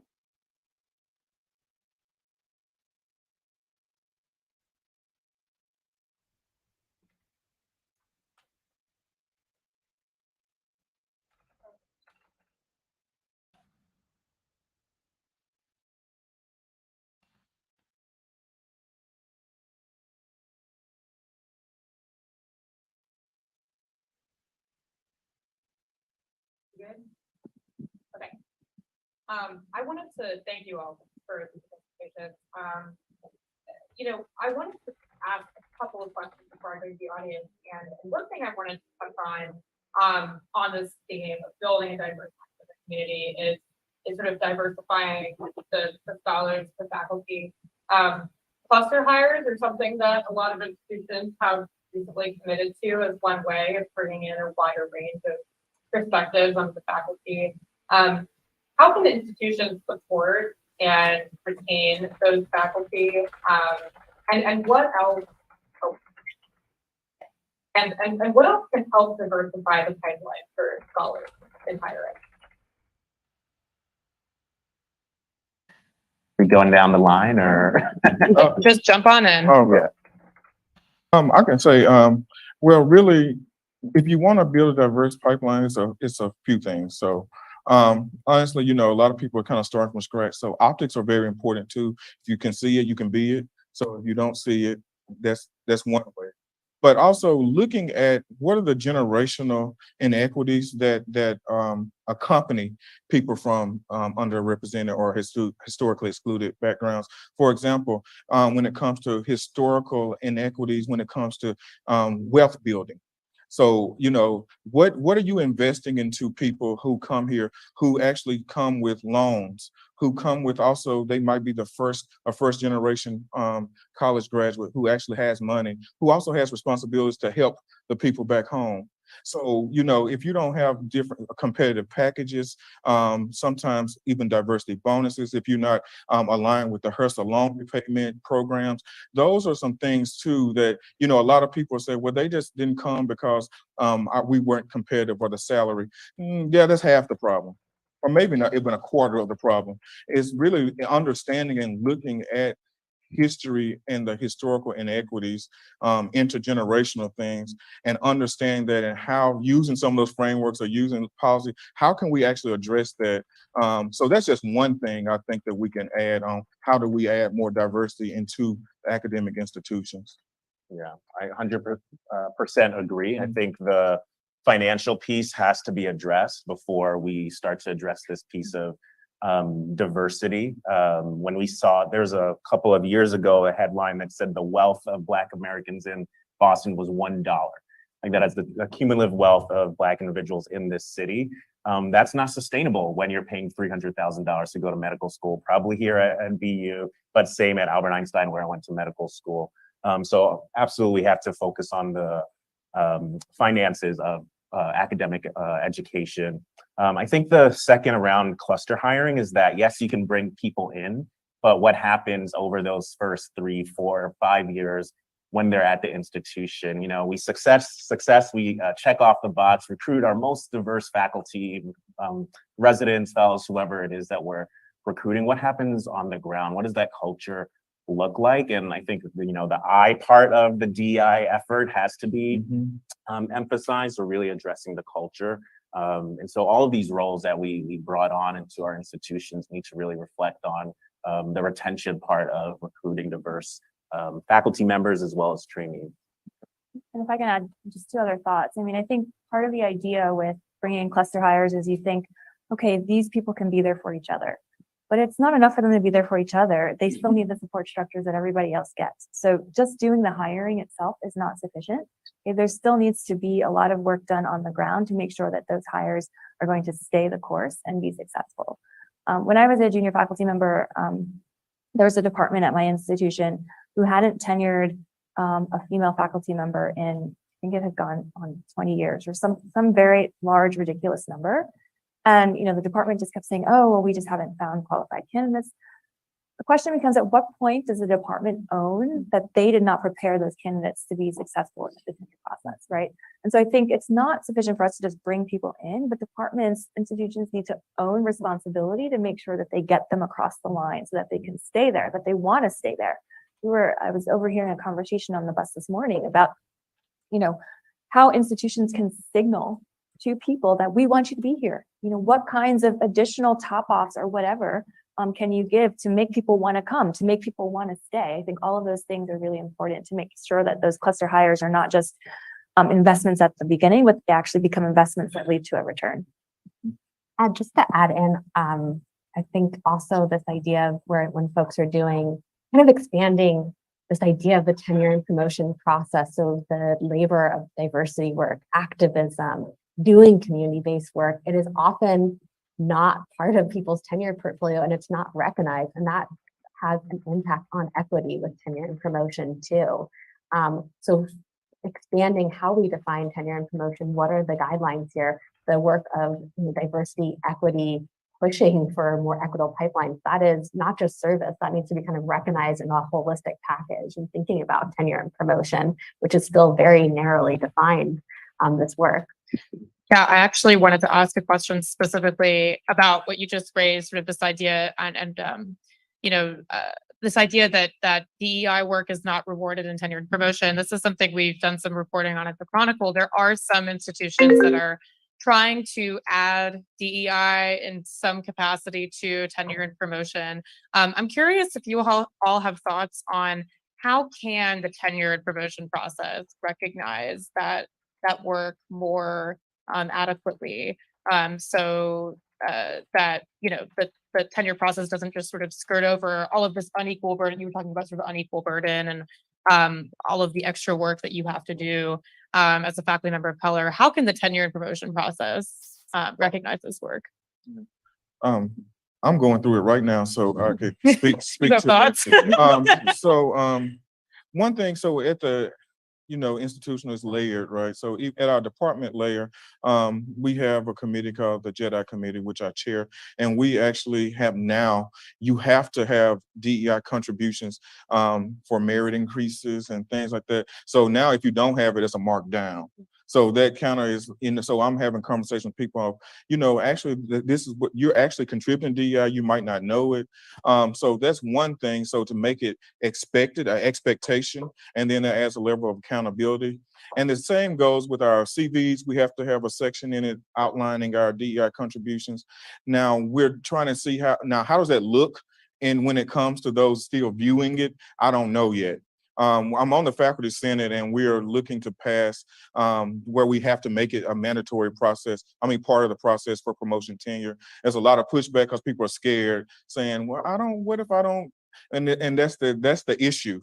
It's like it's not I think we talked earlier, it's the collectivism, right? And so anti-racism DEI work is important when it comes to the communities we serve, the students, our faculty and staff. So it's a double-edged sword to have it, but then also how is it being applied and how is it being used and what weight does it carry? Because my DEI work is substantial, so I'm wondering how does that weigh out? So then that goes back to the policy and procedure. And I'm really looking forward to hear what the afternoon session is going to be talking about with policies, because again, it's there, but it's there. Yeah. Yeah. I have two thoughts on that. So the first is, at my institution, and I'm sure this is true at many institutions, what they're looking for at the end of the day is impact. Okay. And a lot of times they talk about impact in the context of research, but this DEI work has impact. It has local short-term impact, and it also has long-term impact. And I think part of what's needed is for the institution to be able to reframe what it means for impact. What difference does it make if I invest in the life of an underrepresented minority at this school, who then becomes a PhD, who then becomes XYZ, whatever, and goes on to become, who knows, president of the United States or something like that. We need a way of calibrating and defining impact in this space so that we can appropriately talk about it and give it merit in the promotion process. I think the other thing that's missing right now is just this understanding that there's a reallocation of time that needs to happen. We all have the same 24 hours in a day, but we're spending them in different ways, right? So if I'm here, I'm not having research meetings with my students. I'm not, teaching my class. I have to spend the night, preparing my lecture for tomorrow or whatever. So is there a way to kind of reapportion the expectations for how much time you spend on different things? Because we all have the same amount of time. It's not like I'm doing nothing with my time, right? It's just, I'm just applying my time to be impactful in different ways. And part of the challenge with DEI work in particular, at least for myself, a lot of the things I'm asked to do are one-off things. They're not sustained activities, and it's hard to put that on a CV. every time I go speak at a student, am I supposed to list that on my CV somewhere or where? We're not coached on how to represent that best in your CV. So I think there needs to be some understanding as well of the nature of this kind of work and how it shows up and where we can represent it so that it can be appropriately presented in our CV packages. So I want to make sure we take some questions from the audience if there are any. I have lots of other questions, but I'm cognizant of time. And does anyone have a question from the audience? Hi, I have a specific question for Dr. Bowden, just to follow up kind of what you just said. You mentioned that you're more likely to be placed with those unequal burdens of leading initiatives for diversity and inclusion in the workplace. It seems to be like a common trend in the academic institutions, like leading DEICs and diversity initiatives in the academic setting for the diverse and excluded. What are your thoughts on how this unequal burden can be alleviated in the initiatives without removing autonomy from the populations these initiatives represent? Yeah, I mean, I don't know that it can totally be eliminated, but I think it can be compensated in different ways, right? I mean, there's a reason why I was asked to be here, right? There's a reason why the students want me to present, and I have something to say, and I want to do that. It's just hard to make that choice when it means I have to choose between that and my family, or that and my research, or that and something else. And so if there were a way to at least compensate for it, I'm not a student anymore, but I do a lot for free food, right? I do a lot when I get paid for something, right? So if there's some incentive attached to it, if there's compensation attached to it, I think it does change the game. And I can make those choices in a way that's more fair to the rest and balance of my life. But yeah, I don't know that all of those unequal burdens can totally be alleviated in some way, but I certainly think that there's a way to make them feel less burdensome. Thank you.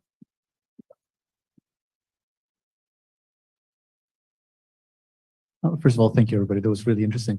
I'm actually wondering if I cannot ask all your opinions on sort of perhaps even pushing the question further, because I hear the ideas that emerge on top of this, and I sort of agree with all of it.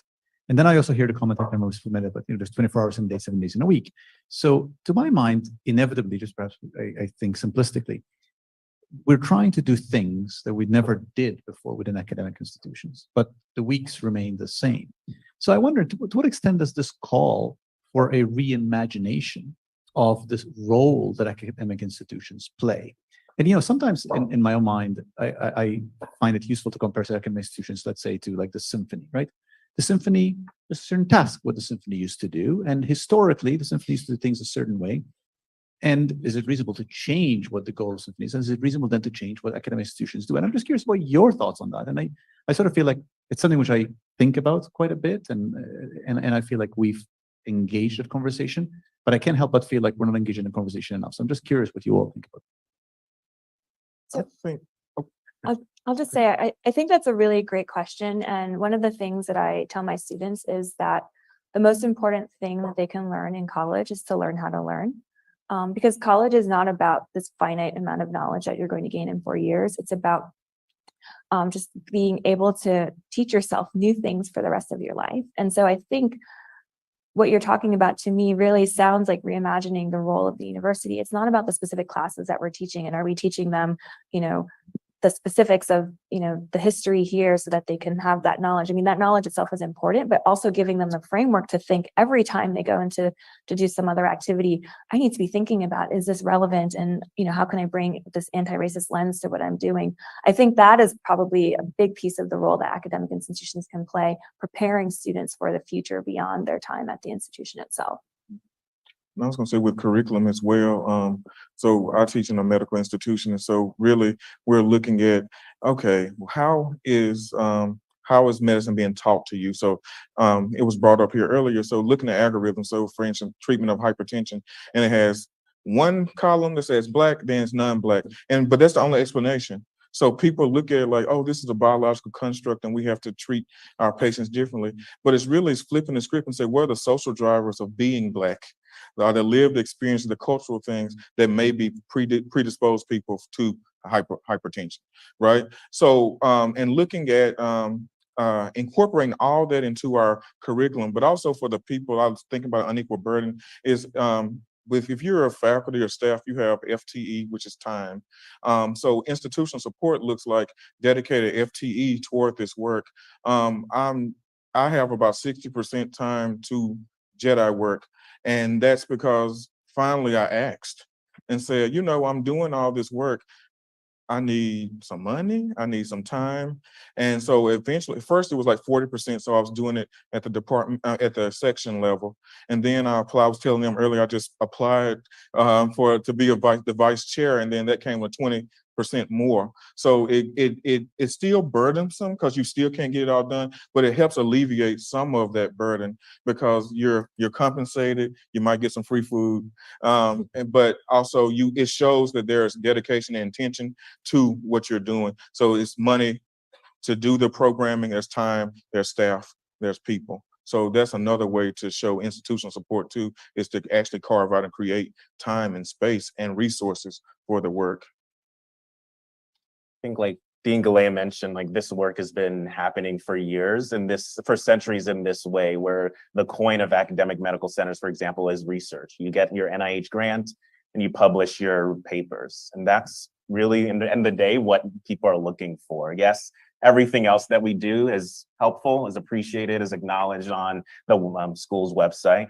But get your grants and get your papers. And until that system gets changed, I think a lot of what we're talking about today is not going to be impacted, which I'm really looking forward to this afternoon session, because again, I think that addresses the policies in place. So when the new NIH director, or replacing Dr. Collins, decides that anti-racism and justice and equity is going to be a focus, and that people who study those issues actually get funded in the same level that people who study the biological sciences or genetic sciences, a lot of what we're talking about today is not going to change. In the same way, the journals like the New England Journal that I highlighted, until they publish and decide that prioritizing health equity work is going to be a priority, people like us are going to continue to do this work and get patted on the back by folks who are in these leadership spaces. So I think that's where the reimagining needs to happen, that shifting. I think you showed a slide in the talk last week of the 4% or so of work that gets funded for health services research. And that's not even just health equity research compared to all the other sciences that we see.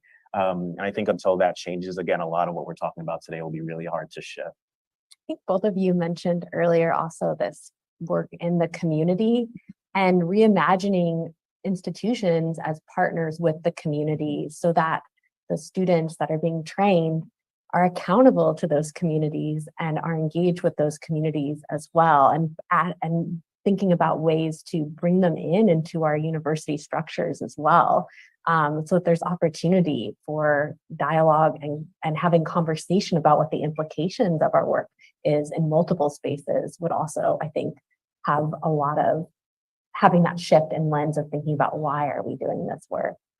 You have a question from the audience? There has been some pushback on the concept of woke medicine, with the opponents saying that anti-racist medicine could itself lead to bias because it is divisive. How could anti-racist advocates help debunk that myth? Are we working? So I'll just speak from a medical standpoint. Our goal is health equity. How is that divisive? I think that these buzzwords, woke medicine, I'd rather be awake than sleep. And if you want to call it woke, let's call it woke. But it's really doing the human good thing when it comes to providing opportunities, providing resources, building up generational knowledge, generational wealth, generational health, and working toward a goal of that's creating equitable spaces. And so I know people get all up in arms about, well, you're giving people resources that the other person doesn't have. But then let's move on to justice then. Let's remove the barriers. And then people won't actually have to have that extra resource because we look at things from an equitable lens. So that's my patience is kind of a little thin toward that type of rhetoric, because that rhetoric in itself is divisive. And so it kind of sullies the work, the necessary work that has to be done. So I say, if you're being called woke, stay awake. No, I think well said. We have another audience question. Oh, we want to go over there. We'll go over there. Grace Sweater, I think.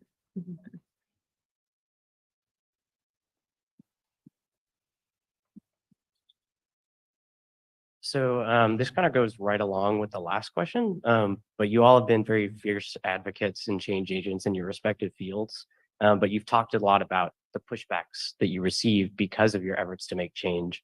So what do you think have been the greatest sources of pushback or the greatest barriers that you all have faced to trying to even engage in these efforts or disseminate the information that you find from these efforts? Has it been that lack of financial support, that lack of dedicated time to be able to engage in this, or this conversation about, oh, your work is divisive? So what have been those greatest sources of pushback to even engaging in your activism and anti-racist based efforts in higher education? I mean, I personally don't feel like I've gotten much pushback, but I do have a realization that this doesn't count much for my promotion process, right? And so it's not that anyone's saying, oh, you shouldn't be doing that work. It's that they'll say, oh, well, you didn't do enough of this other work, right? And so, yeah, I think that that's really for me what I've observed. And, you know, in some ways, I'm kind of like biting my tongue for the day when I reach that final promotion level where it doesn't really matter anymore. But until then, I think that for me personally, I think that's been the challenge. And then of course there are personal challenges, but there hasn't been pushback on that, right? It's, do I do this or spend time with my kid, right? That's hard. I feel like there's a lot of fear still, even for early career folks who may worry that the institutions who do decide on whether or not we get promoted are not going to value this work, but even on the other extreme are actually going to like push down the work. I had colleagues, African-American colleagues who said, actually don't mention your anti-racism podcast or don't mention or anti-racism papers in your promotion packet because you never know who's going to read it. And so if the person who published the piece in the New York Post about woke medicine is also on the promotion committee, which they probably are, will they kind of ding me in that regard, despite the numbers of papers and grants that I have? So I think that fear is real, and a lot of folks earlier on in their careers are bringing it up. And I think the other fear is that this is going to end soon. I posted a picture of the flyer from today, and my friends are like, "Oh, do people still attend sessions like that around anti-racism?" And then I had to send a picture of the crowd here, but I think there is this worry that, well, you know, these grants are going to run out eventually. Yes, that was a cool topic around 2020, but is that really what you want to focus your career on? And I do think, again, that a lot of people are voting with their feet around how to take that risk, so to speak. I think in my reporting on this too, one thing I've heard from people who are trying to advance this work in higher ed is, especially among faculty, is that faculty say, well, yeah, I care about diversity, but I really care about excellence.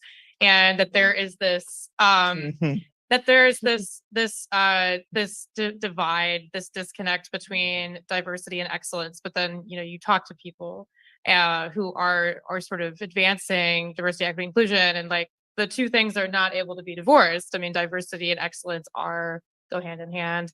But that's certainly something I've heard from people that I've interviewed. That's all the time that we have. Thank you to the amazing panel. And thank you to the audience for the questions. We're not done yet, guys. And I'll turn it back over to Dean Galea.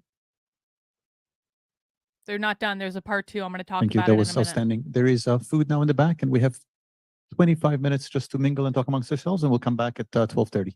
Thank you, everybody.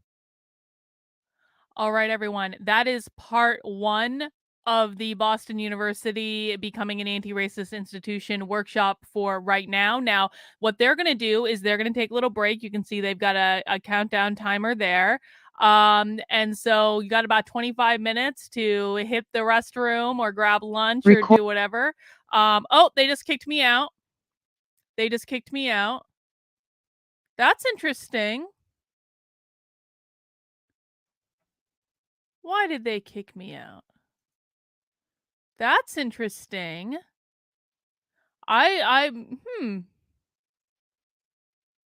Did they know I was recording, or did they just accidentally shut off the recording? Let's try to join again and see what happens. Hang on. It says waiting for the host to start this webinar. See, here's my question. Here's my question.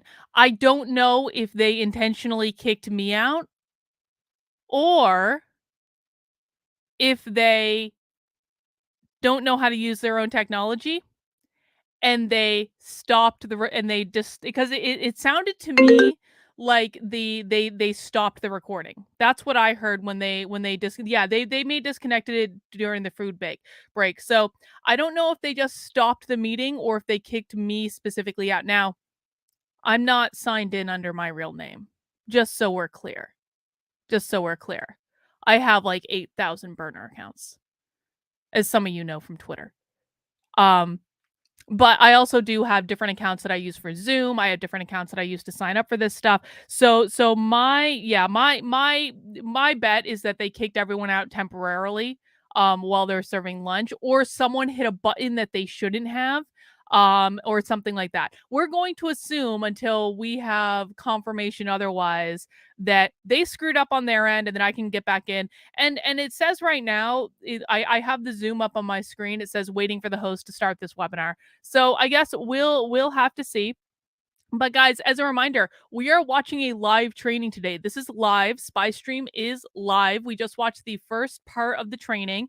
I just want to get up on the window, if you've never been to a Spy Stream before, just a couple bits of information about Spy Stream. And let me just let me take the spanner down for a second. So when we do Spy Stream, we are watching a live training. So I don't know what's going to happen. I don't know what they're going to say. We definitely got some interesting tidbits in the first part of the presentation, particularly when that first woman, who was like a decorated named professor of engineering at Vanderbilt, said everyone just needs to admit that they're racist, and then admitted that she didn't know how airports worked. That white lady, the developmental psychologist, that woman is a problem. I'm telling you right now, that woman is emotionally stunted. And she's a developmental psychologist that works with children to help them become anti-racist. That woman is a problem. She is a true believer.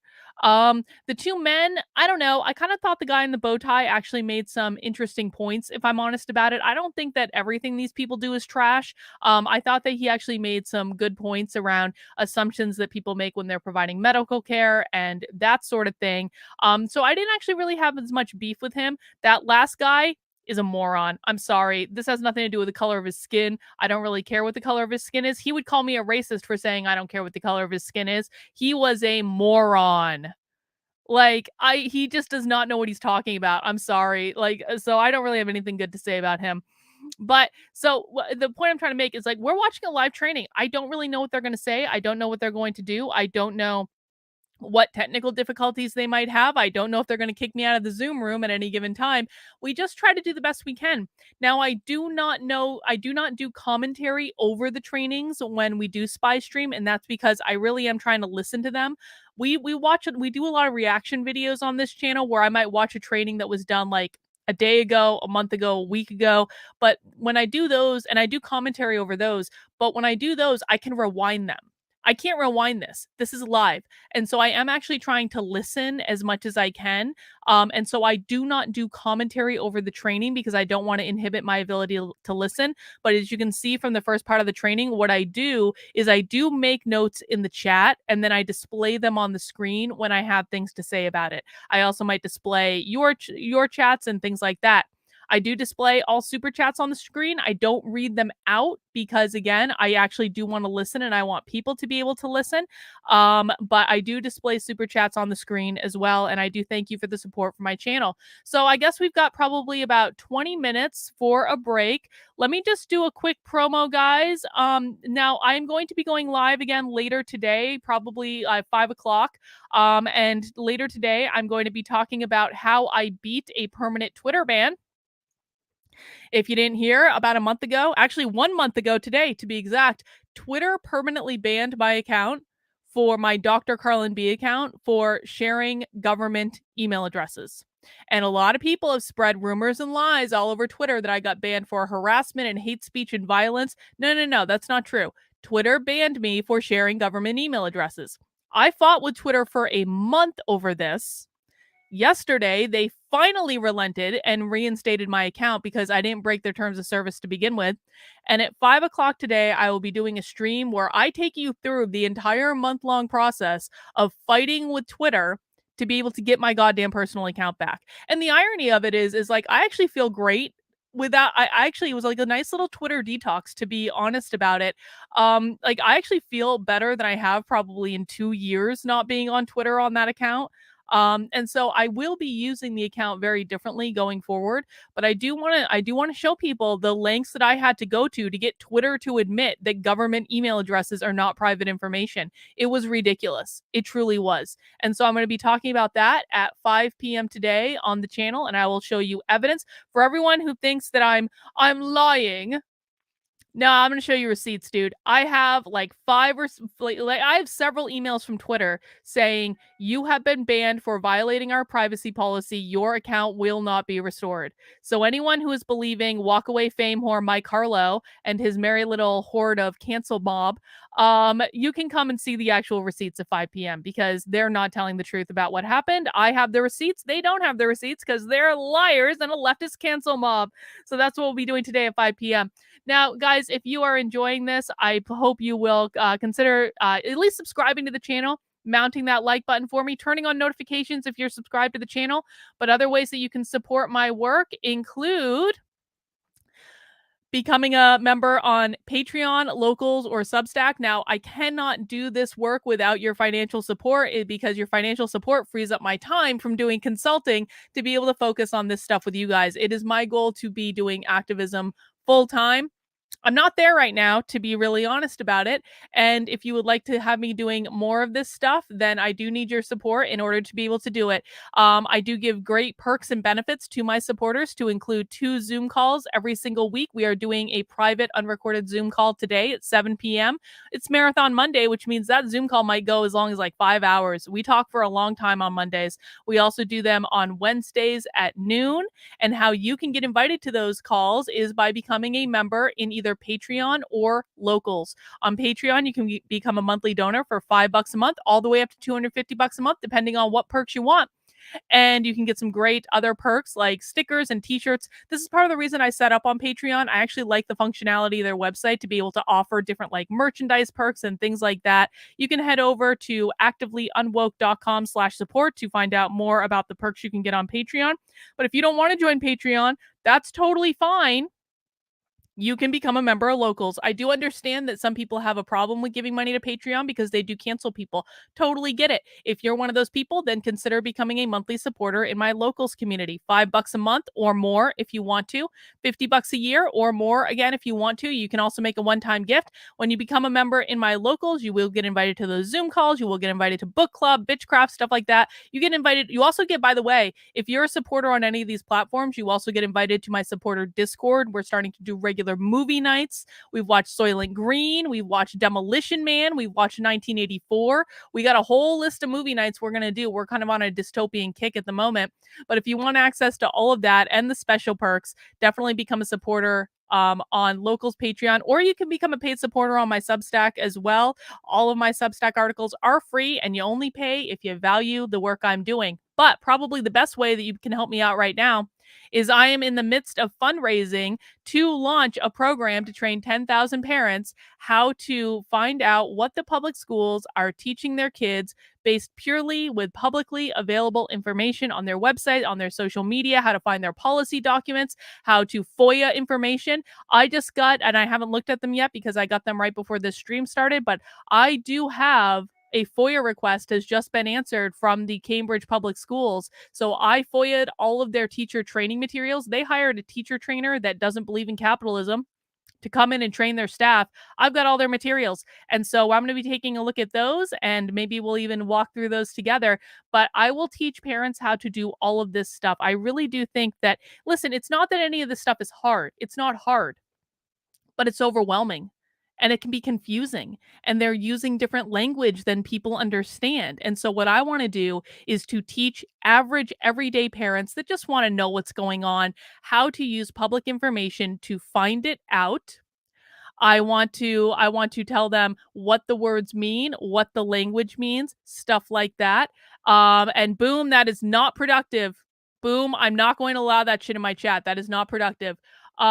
So I want to teach parents how to actually suss out this information for themselves, because sadly I don't have the time to, or quite frankly the inclination to, investigate every single school district in the country. I just don't. But what I can do is train parents how to do exactly what I do, to expose what is going on in the schools. And it's not rocket science. Anyone can do it, but I do think that the average person needs to be shown exactly how to do it, because a lot of people are just overwhelmed and it's confusing. So that is the training program that I'm creating right now. It is going to launch in January 2023.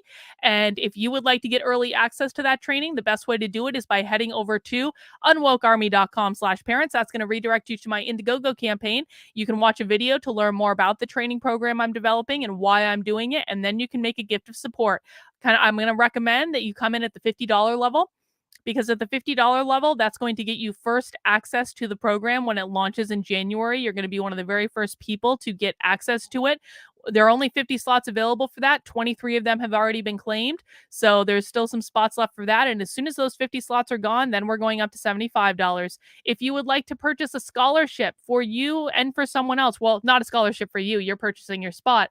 But one of the things that my community asked me was if they could purchase scholarships for people who would not be able to afford the one-time fee once the program launched. Once this program launches, I'm charging a one-time fee of $99. It is a lifetime fee. You get all future updates of the program. You get all monthly live sessions. You get and there's a whole bunch of stuff you get with that. But I need to charge for it because I need to keep up with the technology in order to be able to expand, in order to train 10,000 parents. However, my community asked me if they could buy a scholarship for someone who couldn't afford it. And of course, the answer is yes. So at $90, you are not only going to get a space for yourself as one of the first people to go through the program, you are also going to get a scholarship for someone else. And I think that that is a pretty cool thing.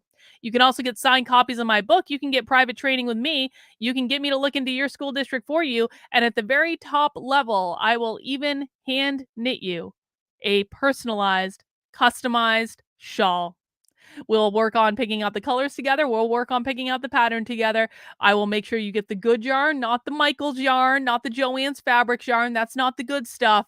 I'm going to get you good merino or alpaca or cashmere or silk or linen or cotton. We're going to get the good stuff for you. Whatever your fiber of choice is, and I'm going to knit you a beautiful hand knit creation, and that is at the $1,000 level for the Schools Exposed program.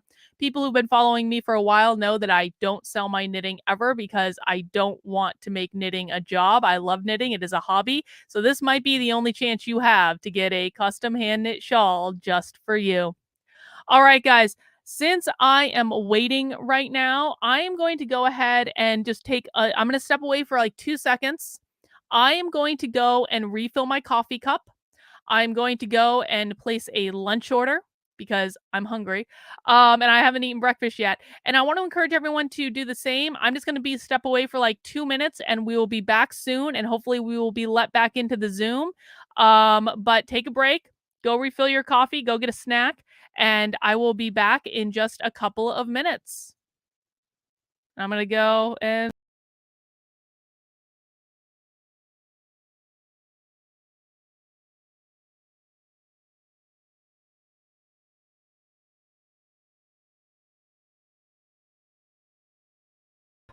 oh, I just got confirmation that stream 2 is coming back, by the way. I literally just got the email as I was getting up. I have confirmation that they want us to rejoin the stream. So we're good, guys. I'll see you in a couple minutes.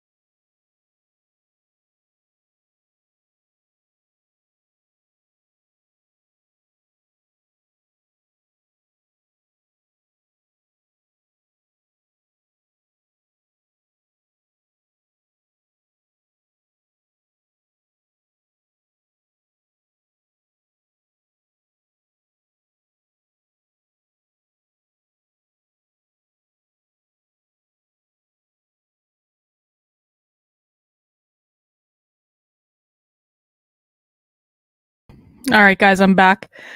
I'm back. We're sorting out the lunch situation. I'm getting some tacos. Because tacos are delicious. Let me know if you're having anything exciting for lunch. Oh, goodness me. They still haven't let me back into the webinar yet, but they will. I hope everyone is having a great day. We should be getting started here in just a couple of minutes. Tacos from an actual Mexican place, John. We do have them in New Hampshire. Not all Mexican places in New Hampshire are good, but some of them are. Some of them are. Every once in a while.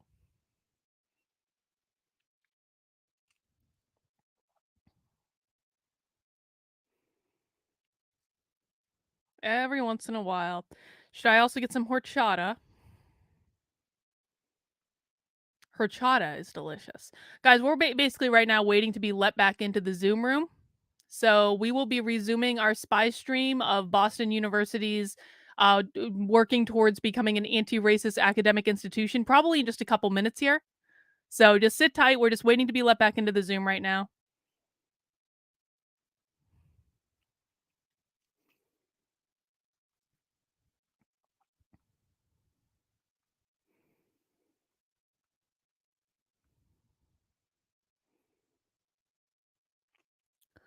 Da-da-da.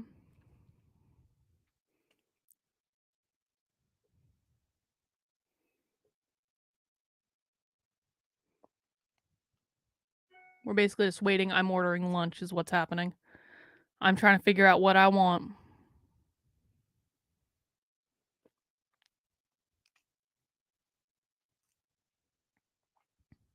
Reagan's having some leftover barbecue. That's always a good choice. Mary's having some big ziti. Oh, Mary, that sounds great. John's got a packed lunch. Well done.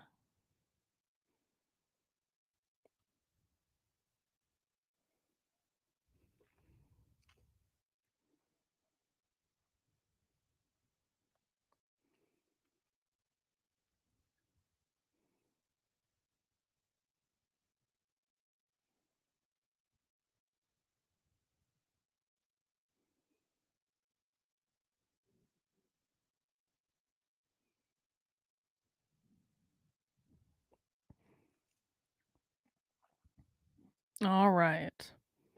Order placed. Victor has been given instructions to bring my food up when it gets here. So I apologize. You guys might have to see me eating on screen, but I started streaming at prior to like 10:30 in the morning, and I have a meeting at 2, and then I have a stream at 5, and then we have we have our community Zoom at 7. So I've got a full day. And sometimes we got to do what we got to do. Incognito's eating turkey and yogurt, a very healthy place. Kurt, there's a pizza place around the corner from my apartment, and he makes a good spinach calzone that is good. Well, Fran, you'll have to teach me how to correctly pronounce horchata then. You'll have to teach me. I don't know how to do it. I don't speak Spanish. I spoke French.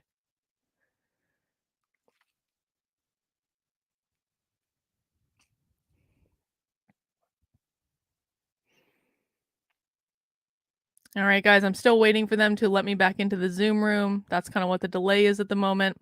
But we are continuing with part 2. Let me show you guys what part 2 is. So that's actually probably the responsible thing to do right now, is to show you guys what's coming up. We just did part 1 of Spy Stream, and this woman here is a problem. Mariah Cornblue. I'm just gonna, oh, she's on Twitter too. Oh, good. I'm back on Twitter. We're gonna be talking about my Twitter account later today. Let me just get her up on Twitter. Take a look at her. Oh, she has 600 followers. Okay, she's not doing too much damage.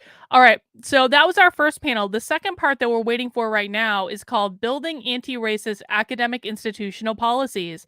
Chandra Ford from UCLA, Deborah Verholden from NYU, Perry from Rutgers, Maureen from the University of Pittsburgh, Keisha from Johns Hopkins, And the moderator is the director of LGBTQ plus IA, whatever, Center for Faculty and Staff at Boston University, Debbie. And if you have questions about why I'm streaming the Boston University stream specifically for Spy Stream, it's because I'm an alum of Boston University. I consider Boston University to be like, that was where I had my college experience.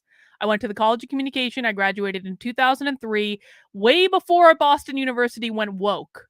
I think they started going woke like the year after I graduated. So I got out just in time. But I'm pretty pissed that I've given this university tens of thousands of dollars of my money, and they are using it to give Ibram X. Kendi $20 million anti-racist research center.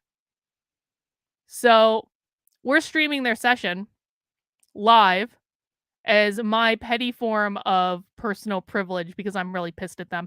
But guys, if you ever find live presentations that you would like us to stream for Spy Stream, just let me know. I'm always on the lookout for good live presentations. Again, Spy Stream's a little bit tricky, right? Because it's not pre-recorded. This is all live. And so I really don't know what's going to happen. I don't know what they're going to say. I don't know what the quality is going to be. But if you ever come across someone doing a live session, say via Zoom, I can stream that on my channel, and I'm happy to do it. Just let me know about it. You can DM me now on Twitter, since I'm back on Twitter. Of course, I also run in addition to @CarlinB on Twitter, which I can now use again, I also do run the Actively Unwoke account on Twitter, which now I'm allowed to say that I run it and not run by an intrepid group of volunteers. Obviously, I always ran it to begin with. But my DMs are open on both those accounts, so you can reach me there. You can also go to activelyunwoke.com/contact. You can reach me there. And if you're in my locals or in like, something like that, you can reach me through there as well. Especially if you get into the supporter Discord, then it becomes really easy to get in touch with me. So if you have something that you would like me to stream, you just let me know. I'm still waiting to get into the webinar. They started a couple minutes late last time, so I have no doubt that they might start a couple minutes late again. But I do have the link that we need to join, and if we need to re-register for it, we can.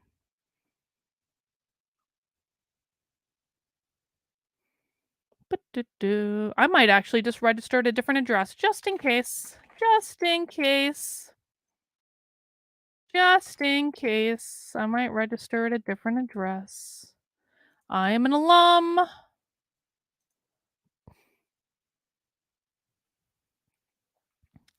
All right, they gave me the URL. I'm just opening it again just to make sure.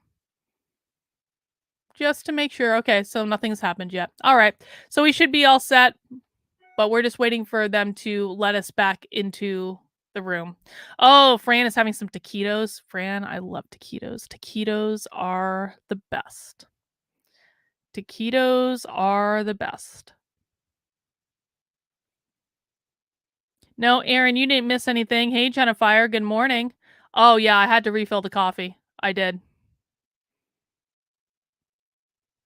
Did anyone watch the Queen's funeral this morning? I woke up at like 5:30 in the morning and I couldn't get back to sleep, and so I was watching it live for a little while. Then I eventually fell back asleep, but man, what a spectacle that was. What a spectacle.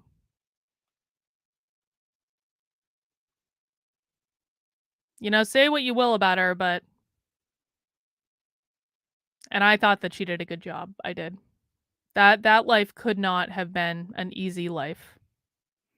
But I would encourage everyone to watch it. I cannot wait for the coronation. I have watched the Queen's coronation, like from like 70 years ago. I've watched it like several times from start to finish. I think it's like, I love the pageantry of it. I love how elaborate everything is. I love how I just love the ceremony of it. There's something compelling about it to me. I don't know what it is. But I am really looking forward to King Charles being coronated. I think it's I think it's interesting.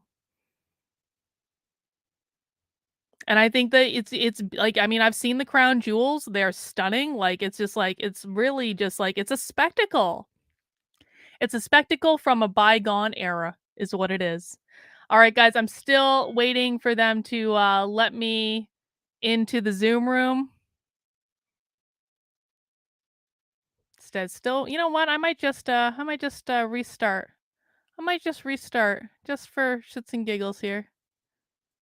Let me in. Let me. Recording in progress. It's live. Hang on. Got in. Window, Zoom. There we go. We're in. Pot 2. Let me open up the chat. They never answered my question. I asked them to define equity for me. They never answered it. How rude. How rude are they?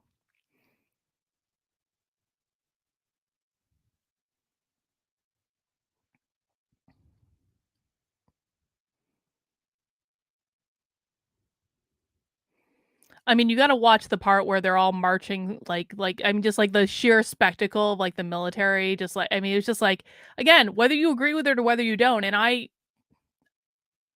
you know, this might be controversial. I actually think there's a lot of value in it.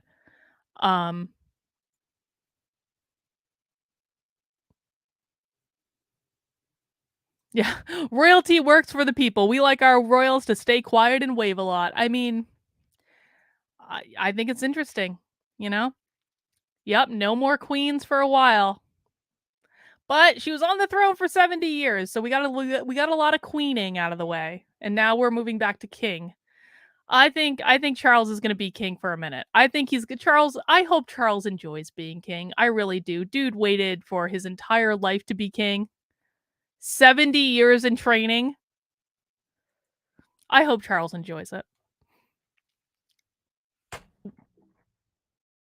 Oh, no. I almost just accidentally shut off my recording. That's not good. That's a reflection of a lack of coffee right there. Oh, my goodness, guys. My goodness.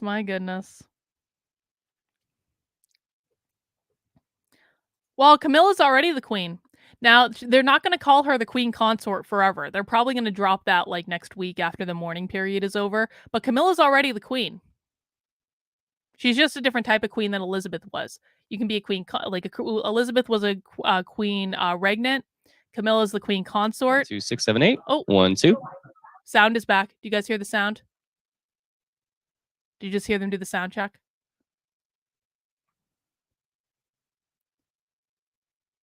Yeah, you can be a queen consort. You can be like a queen dower. After if Charles dies before Camilla, then Camilla will be the queen dowager.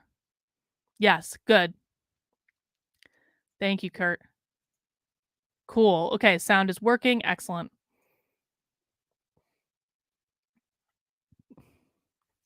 But man, I do want to see William and Kate get coronated too. I do want to see that someday. 10, 15 years from now, that'd be pretty great. 2 of the kids were at the funeral. And Charlotte were at the I mean, that can't be easy. Like, you're that young and you're man.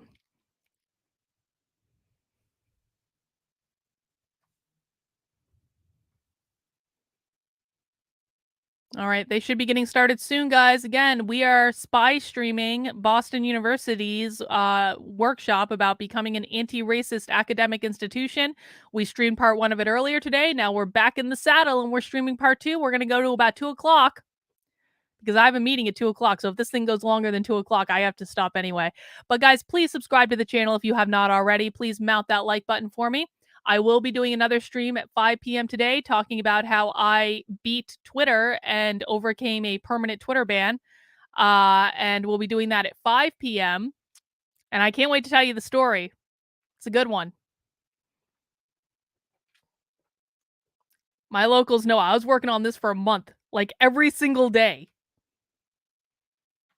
Twitter is some sketchy mother effers. I'll tell you what. Sketchy mother effers.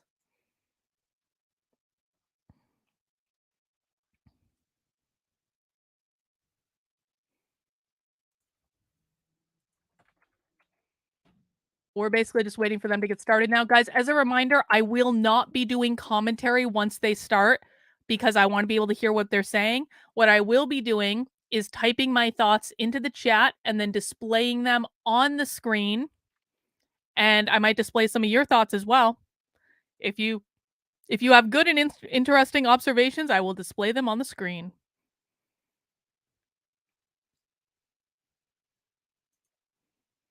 It just flickered, so I think something's going on. Since this is live, I don't really know what's going to happen, and I can't really control their technology. We just do the best we can, guys. Welcome to Spy Stream.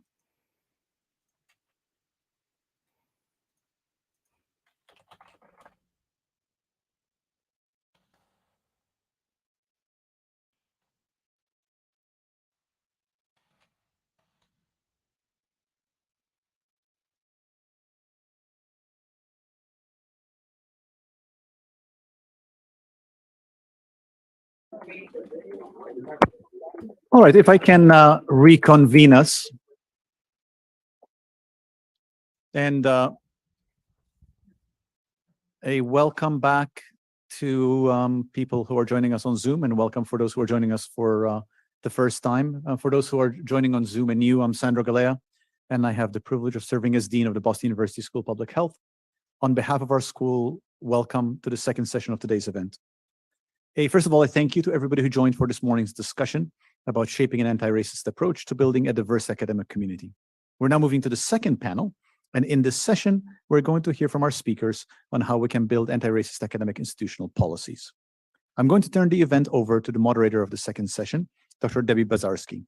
Dr. Bazarski is the inaugural director of Boston University's LGBTQIA+ Center for Faculty and Staff. For the past 2 decades, her career has focused on a comprehensive range of diversity, equity, and inclusion efforts, including being the founding director of 2 other LGBTQIA centers at Princeton University and University of California, Santa Barbara. She has also served as Dean of Diversity, Equity, and Inclusion and Dean of Enrollment, Engagement, and Diversity at the Pennsylvania College of Art and Design, and as a Senior Diversity Inclusion Practitioner at Princeton University. She derives the greatest professional satisfaction from fostering partnerships that make equity and inclusion a shared responsibility and lead to systemic institutional change. Dr. Bazarski, welcome.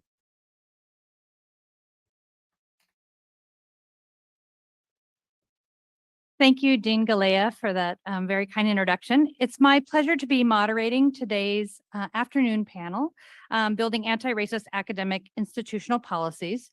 This morning's session was excellent and focused on building a diverse academic community. To the points that were made this morning, the convergence of systemic racism, institutional racism, the lack of meaningful and ongoing institutional commitments via both funding and follow through, and issues of access and support. Institutions are often slow to making transformative change. Institutional policy work is an important piece of this puzzle as we think about transformative change. Today we have an all-star panel to speak with you about building academic institutional policies. A quick note about the event's format, similar to this morning.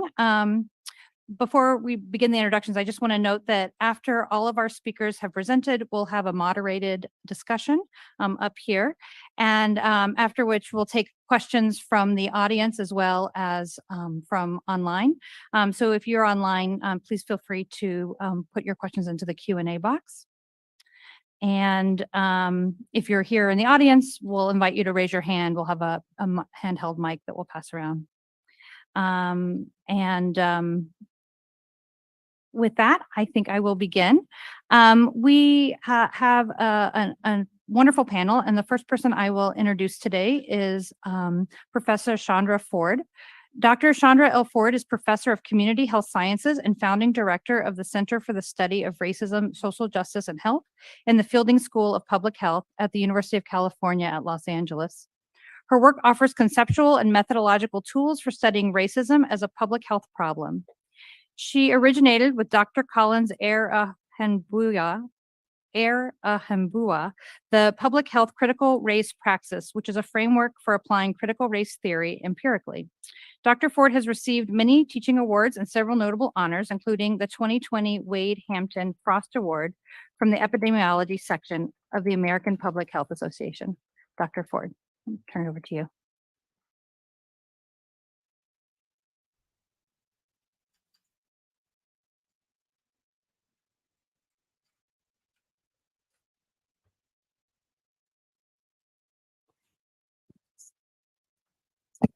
So thank you very much, Dean Galea, for the invitation. It's really exciting to see the kind of work that's happening here. I also want to say how humbled I am to be amongst this very distinguished panel. And I want to just go ahead and jump right in. So my orientation to this panel is as a person who's working in and having founded a center focused on racism that's housed within a school of public health. In my remarks, I'll discuss this center, provide a little background on it, identify just 3 types of policies that I think would enable such a center to thrive, and then conclude by introducing what I believe are some important sticky tensions that we must address.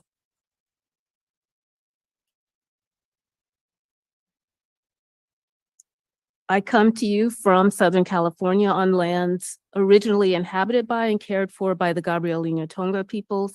I think about this every day and what it means to come to my work with an anti-racism orientation as a woman who identifies as the descendant of slaves from the US South, and think about the many ways in which even those of us who are fighting against racism in all its myriad forms, still benefit from the historical and ongoing injustices visited upon the indigenous peoples of the Americas. And I think it's important to always bring that into any conversation that I have.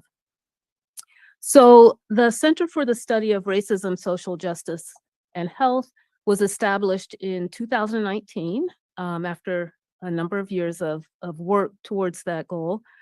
And the goal of the center really was to create an intellectual home where folks who were already doing work around racism and health, as well as those who were wanting to do this work, could come together in order to build the integrity and the rigor with which we carry out this work. It's among the first centers of its kind to be housed in a school of public health, and it's developed based on the public health critical race praxis, really developed based on a grounding in critical race theory. The mission of the center is to advance rigorous research, innovative teaching, and community engagement around racism and various forms of social injustices in order to promote health equity.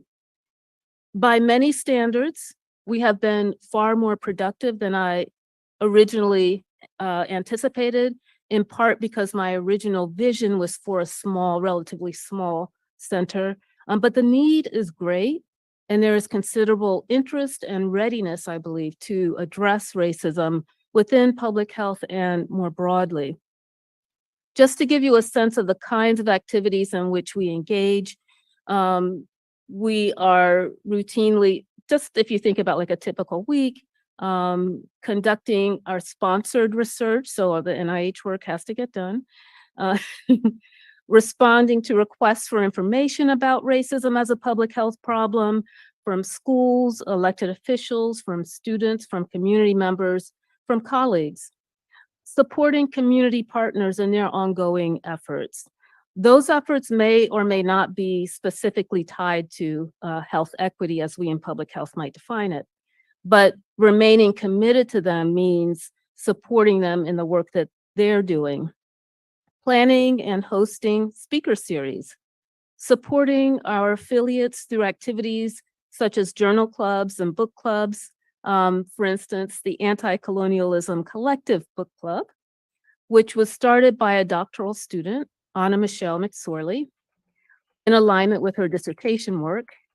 And Anna Michelle McSorley is one of the doctoral students who recently graduated, our first large cohort of doctoral students to graduate from the center, and is now moving to New York University. And her dean is here in the office, in the symposium right now today, where we're looking at now how do we bridge the work around anti-colonialism, knowledge production around anti-colonialism, public health practice around anti-colonialism across these two institutions, and then certainly mentoring students. The question on which I have been reflecting in preparation for today's conversation is, what does it take for anti-racism centers in schools or programs of public health to thrive? And what I want to offer is just 3 policy considerations. I agree with much of what we've heard today. And then these sticky tensions. Very briefly, anti-racism has been defined in a number of ways. And I don't need to say that for folks who are here at Boston University. But very simply, I will just say we can think of anti-racism as a commitment to dismantle racism across all socioecological levels. So the first kind of policy I would say we need is policies that change the incentive structure. And this is important to increase the benefits of faculty engagement in particular in unconventional or risky equity-oriented endeavors. Let me contextualize this by saying that I have spent my entire career focused on racism as a public health issue. And it's wonderful to have great support for that work over the last 2 years. But much of this work has actually been done walking against the grain of the field, not walking with the field. And so there has been little support for people who are trying to do that work, both in terms of actual financial support, but also even being able to see the work as relevant to what the rest of the field is doing. It's important to consider both financial and non-financial incentives. And it's important to count the invisible labor that Black, Indigenous, and people of color folks do, and other folks do, to make this successful. It's important to have policies that supply resources according to need. And here I'm thinking about the way that former president of the American Public Health Association, Kamara Phyllis Jones, defined equity as assurance of the conditions for optimal health for all people, and went on to explain that to achieve equity, we must value all individuals and populations equally, recognize and rectify historical injustices, and provide resources according to need. So in terms of centers thriving, at issue here is the tendency of policies to advance the interest of marginalized groups, right? So to address issues of inequities within institutions, but to do so primarily when it's going to benefit non-marginalized groups. And what that results in then is a continuation of the disparity, or at least it has the potential to. And finally, we need policies that reframe what equity, diversity, and inclusion are. Can we move away from the tendency to view BIPOC people through a deficits model? Can we move away from the tendency to treat BIPOC people as, and I think this is related to the first point, perpetual mentees? It's different to relate to the institution as a junior person of color, but what does it mean to respond to or to answer to a senior person of color in the institution? Can we move away from the failure to call into question how privilege is operating? And you can see these 3 points are related. As long as we continue to frame the problem in terms of disparities and lack of diversity being about the need simply to help the disadvantaged, I'll use that kind of framing, we will fail to recognize the relative ways in which privilege is at work. And then can we move toward establishing policies based on perspectives that may be unfamiliar because they originate among marginalized populations? Can we move towards supporting work on health equity as well as work on institutional diversity? These two are not synonymous. And then can we support work that advances both? And I believe that if we do one, if we do that, we can really advance both. There are some sticky tensions that I really only have time to just quickly list here. And they include and these are really tensions, you know, you can think of them as a tug of war that we need to grapple with, and that going into the development of a new center, I would recommend having great clarity about where one stands and what the center is trying to accomplish. The first is recognizing this tension between the role of institutional service versus the role of research and scholarship. So the big danger here is that people who are seeking to advance their research and scholarship may end up in an environment where they are reduced to doing racism 101 sessions, which does anything but advance and deepen their scholarship. So there's a real danger in terms of actually advancing the knowledge. It's important to think about the tensions between creating a safe space versus an intellectual space. Ideally, we want both in one space.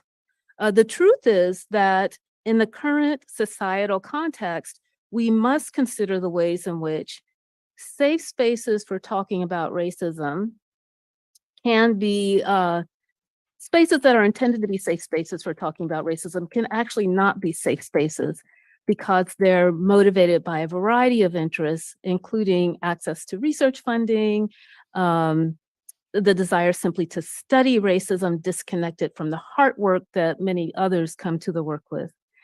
So a secondary question then is, if we decide that this should be a safe space in which the intellectual work can be done, what does it mean to try to enforce safety in a space? And there are a variety of things to keep in mind, including, for instance, legal considerations. Another set of sticky tensions arise when we think about the aversive forms of racism that are salient in the early 21st century, according to critical race studies. There are a number of tensions regarding public facing versus institutional roles and responsibilities of these centers. Sticky tensions regarding the stakeholders to whom the work and the affiliates in the center are most accountable. Is it the funding source, or is it those who the communities that would benefit from the work? And finally, there are a number of sticky tensions related to tokenism and going into circumstances where tokenism we might well know that we're being tokenized, but can we do some sort of cost benefit analysis based on things like balancing tokenism versus the perception of not being collegial or a team player, gaining from the benefits of increased visibility, but there are also a number of cons to that, and the need to engage in truth-telling versus, the tensions that arise with tokenism. So I will conclude simply by saying that this is a critical moment as the number of centers in schools of public health and elsewhere is increasing rapidly. And it's important, if we want to think about sustainability, that they have the substantive support needed to stay there and to be effective over the long haul. If anti-racism centers are to thrive, institutional policies must change the incentive structure for engagement, supply resources according to need, and reframe EDI. I think that the sustainability of these centers will ultimately hinge on clarity, the level of clarity, and ability to adhere to and address these sort of sticky tensions. Thank you.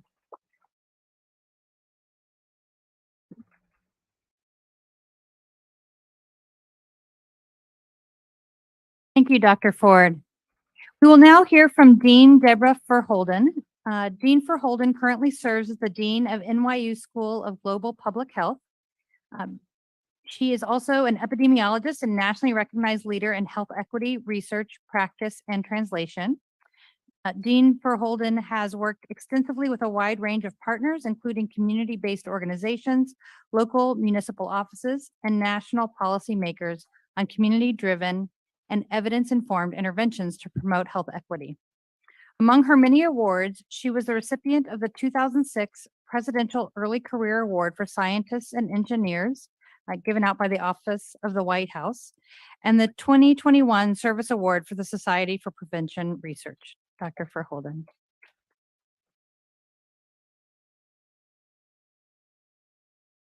Okay, thanks. I'm going to try to move with some efficiency because I had the great benefit of knowing some of the things that my colleagues were going to talk about. So anybody who knows me knows equity is my thing. It's my jam.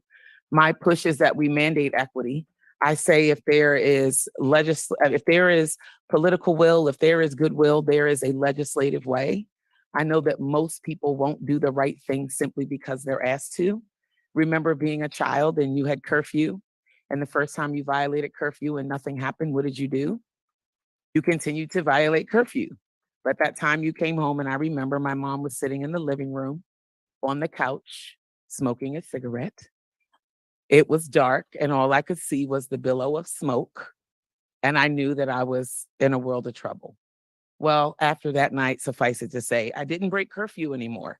There were rules that were in place. So this push around mandating equity, and this is again relevant to the conversation around how do we, and I'll talk a bit about it, get these anti-racist policies and practices baked into institutions. Our natural drift is to inequity. We don't have to do anything to be an inequitable society, right?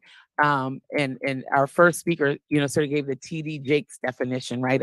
Operating in a society that wasn't built for you. I think it's even worse than that. Racism got baked into our society. It was actually built in and institutionalized in our founding. Most isms, racism, sexism, we the people, didn't include women or people of color, right? So it actually got baked in. So our natural drift is to inequity. So if it matters, it needs to be policy and law. Those mandates would give stakeholders the pull to figure it out and to partner. And I'll give you a specific example in a sec. Mandates push people to figure it out, and they also inspire communities of practice. We've already heard a few examples, and we're going to hear more from some of my other colleagues about what they're actually doing in their institutions, specific programs. So I took that stuff out of mine because the stuff that they're doing, I'll just go, amen, bravo, I agree with that. So again, if equity matters, this is what I want you to get. It has to be mandated, enforced, and it has to be attached to resources. So let me give you two ways to think about it. Anybody who's heard me talk knows I love this example.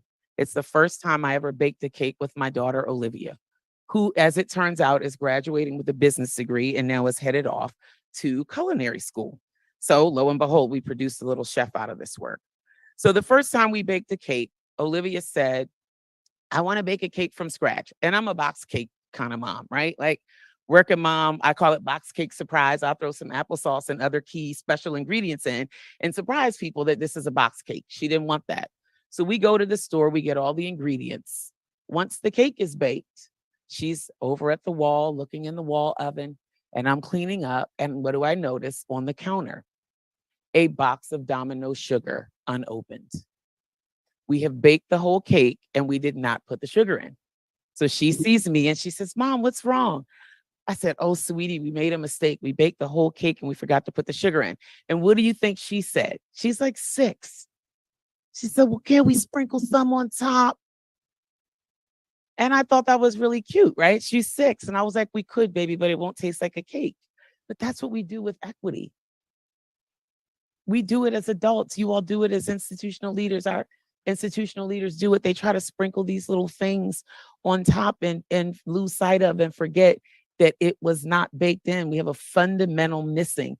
And it's cute when it comes out of the mouth of a 6-year-old. It's not really great when it comes out of our institutional leaders' mouths and they do things and just try to sprinkle it on top.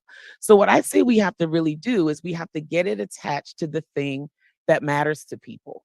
And it becomes this question of the carrot versus the stick. And I say we need both, right? The carrot is that real incentive for people to do the right thing. And sometimes the stick being the prod that people need to do the right thing. So I'm going to give you one more example, and then I'm going to summarize because you probably just got a lot about institutional equity that you didn't realize. And I'm only going to use 6 minutes of time. So here's my son, Gabriel. Love this kid. This is a picture of him about 10 years ago at a Hopkins seminar with Cornell West. It was like the coolest day ever. So Gabriel, when he was an elementary school student, was like a straight A student. Then he goes off to middle school. And what happens in middle school? Those grades start to slip. By the time he's in 8th grade, we call him C's and D's because that is what his report card is, all C's and D's. And he comes home and says, I want a PlayStation in my room. And I said, great, you want a PlayStation in your room, get straight A's. He said, if I get straight A's, you'll give me a PlayStation. I said, absolutely. So what do? I go, I buy the TV, the little flat screen TV for it. I buy the PlayStation. I put it in the foyer of our living room. And every day when he comes home, he has to walk by it. I didn't get this kid a tutor. I didn't help him do his homework. I didn't go up to the school and talk with his teachers. I just attached the incentive that mattered to him to the outcome that I wanted. That kid got 5 A's and 1 B. He got an 89. I said, sorry, bud, you swung and you missed. This ain't horseshoes or hand grenades. You didn't get it. You know what he did? I didn't give him any coaching. I didn't do anything. He went back to that school and negotiated with that teacher something. I am not kidding you. And she turned that 89 into a 90, wrote him a letter, crossed it out on his report card and said, a new one will be mailed to you, but I attest that Gabriel did the work and blah, blah, blah. And he came home and what did I do? I gave him his PlayStation. See, when I talk about when you attach it to the thing that matters, it will inspire people. If you attach it to institutions and institutional outcomes, it'll inspire the institutions who are figuring it out to partner with the ones who are not, or to inspire the ones who are not to figure it out from the ones who are. What if those incentives were regional so that no one institution could pop their chest out and say, not our problem? But if every institution in Boston, whether it be BU, Harvard, or Brandeis, had a metric, and if all of you didn't get it, then none of you got it, and your state funding got cut. These mandates would enforce and require people to figure it out. And just like Gabriel, I know that they can do it. So in the C-suite, my colleagues are going to talk about it. I'm not going to go through it. People should be using their positions of power to elevate people of color, doing the fearless work to identify where they are and are not standing true to what they espouse as values, and adding qualified people in the suite. And just simply being somebody of color does not qualify you, or being in an underrepresented group, to do the work of social justice, diversity, equity, and inclusion. And I know my colleagues will figure that out. I always put the takeaways there at the end. It's just a recap of what I said. And I'll leave you with this last thing, because a lot of times people say, we can't afford to do it. We don't have the money. It's too hard. It's this circular lesson we learned from the movie Friday. And if you remember, Craig got fired for stealing boxes on his day off. And he had to pay Big Worm this, $200. So he goes to his mom and he says, Mom, loan me $200. And she says, well, Craig, I wouldn't feel comfortable lending you money without a job. And he says, but if I had a job, I wouldn't need to borrow money. And she said, exactly. That's what we do with this work. We get stuck in these circular loops that make no sense and give us all an excuse to run around in circles. And we just have to move forward. Thank you. I'll take questions at the Q&A.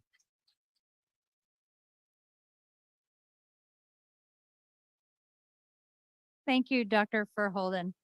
Now we will hear from Dean Perry Halkitis. Dean Halkitis is currently Dean of the Rutgers School of Public Health and professor in the departments of Biostatistics and Epidemiology and Urban Global Public Health.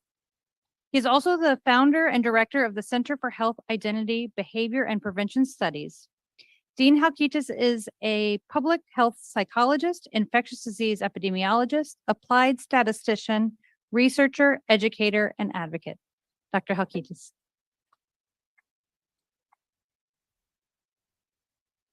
I've never spoken after my buddy Deb. So I'm actually thrilled to be doing that today. I want to start, first of all, by saying it would be wrong for me not to start my comments by first acknowledging that today, 4 billion people around the world were watching a funeral of a 96-year-old woman who ran an institution that enslaved people and colonized people. At the same time, 3 million people on the island of Puerto Rico are living without electricity.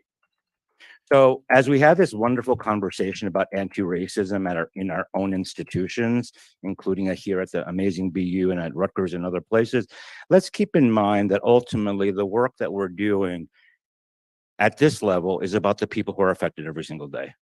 Right. And so my thoughts and prayers out to the people in Puerto Rico, and we have to continue to put up that fight, that good fight. How do I relate to this work? Well, I have a little summary that I'm not going to read to you, but you can read it for yourself while I have it up there. But while I tell you that over the course of the last 5 years, I've been in this role as Dean of the School of Public Health. And I could say to you that 5 years ago, when I was at another institution where my friend Deborah is now, this work would have been easier. It is much more challenging in my current institution. And so my relationship to developing anti-racist policies at the Rutgers School of Public Health is in part shaped by this institution that I've landed in. And I'm actually loving it. Like, I'm a Piagetian. I believe in disequilibrium. I believe that, you know, you grow when you push yourself and you think widely. And over the course of the last 5 years, I've had to learn how to think widely in a way that I didn't have to think about that before. Number two, I've had the great privilege over the course of the last few years as a representative at the Association of Schools and Programs of Public Health to develop two really critical documents that we around racism and discrimination. First, I think it was 2019. I don't know what year we're in anymore. Is it like 1952? I have no idea where we are. But in 2019, I think we put out a document on discrimination and harassment in schools of public health that was published in Public Health Reports, where we began to think through what do we need to do as institutions to fight those conditions that shape our schools and our programs. And then with my dear friend Linda Alexander, over the course of the last couple of years, developed a set of strategies and recommendations, long, medium, and short term, for developing anti-racist policies and anti-racist procedures and curricula at schools and programs of public health. And if you haven't seen that, that's available at the ASPPH website. And over the course of the next few years, we'll be working with all the institutions to figure out what we're all doing, because each of us is doing something. None of us is doing everything, right? And some of us are doing some things very well, and some of us are doing other things very well. And how can we learn from each other? So I come to this work also as, you know, as it says at the bottom of my slide there, you know, as a white man, right? As a white gay man who thinks he can pass it straight. I don't really know if I can pass it straight or not. I think I'm so gay. But as this white man who came from this immigrant family, but and who struggled. But at the end of the day, my struggle was the struggle of a white man. And that was a very different kind of struggle. And if I don't own that, and if I don't say that, and if I don't do that in front of you, then shame on me for doing that. And that's what I do every single day in my position at the Rutgers School of Public Health. I don't have the answers for how we're going to change our institutions, but I come back to this really important point. Why do we need anti-racist institutional policies? Because people's health and well-being is being adversely affected. And I just have up there for you 3 snapshots. First, or monkeypox, which I like to call orthopox 59. Orthopox 59, which, as you see, is manifesting, not surprisingly, differently across race, both in terms of infection and in vaccination. The next picture over there, maternal mortality, which manifests differently across race also in our country. And last but not least, the immigration crisis in our country, where people are being trafficked and shipped from southern states up to your state and others, into my home city of New York. This is why we're doing the work. This is why we need anti-racist institutions. This is why we need anti-racist policies at our schools, to develop a set of scholars, researchers, practitioners, advocates, and activists at our institutions that go out there and fight these realities. But we cannot do this work unless we check ourselves and deal with the racist ways of our own institutions. So how do I do this work? And I'm just going to leave you with my perspective. Oh, and this is that. I don't know. So the CDC finally realizes that too, that maybe they should be doing actually work for people. As I said when I first got to Rutgers, we do public health work. Public. Not behind the computer, a little behind the computer, but mostly in the public. Right? And I'm really proud to say that the school has evolved into that over the course of the last 5 years. And this op-ed that I wrote in The Hill is really about that idea of how we keep public service and public interest at the center. So to me, the way I continue to challenge this every single day at my institution, and my institution exists, our school exists within the structure of a biomedical health science institute that is often directed by MDs, no disrespect, Sandro, by MDs, often white, often male, cis, and heterosexual. And so that's my reality that I'm dealing with. So how do I try to convey to them we need to think about policies that give an equal chance to everybody? Well, I frame it around this idea of inclusive excellence. The idea that excellence is not just one thing. It is many things. It can manifest in many different ways.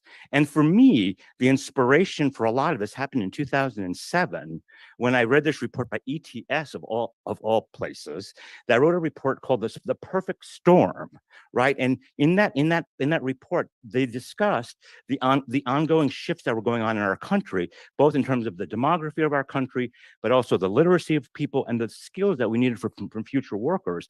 And they said very foretellingly, is that a verb? Is an adverb? Foretellingly? It's going to be now.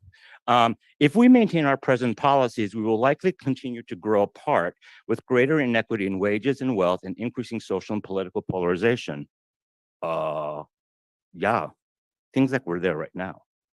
Right. And it's because we haven't really addressed these things. And I raise these for you because I think one of the challenges we have at our institutions is to address those three bullets up on top. Right.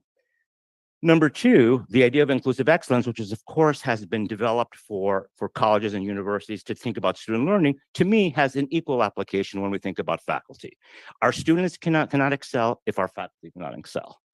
Next idea, inclusive excellence requires that we define excellence at our institutions in many different ways. My challenge every single day is to argue that we cannot have people, teachers and different faculty members in different buckets, that in fact, everybody has a portfolio that sometimes is more scholarship and sometimes is more pedagogy.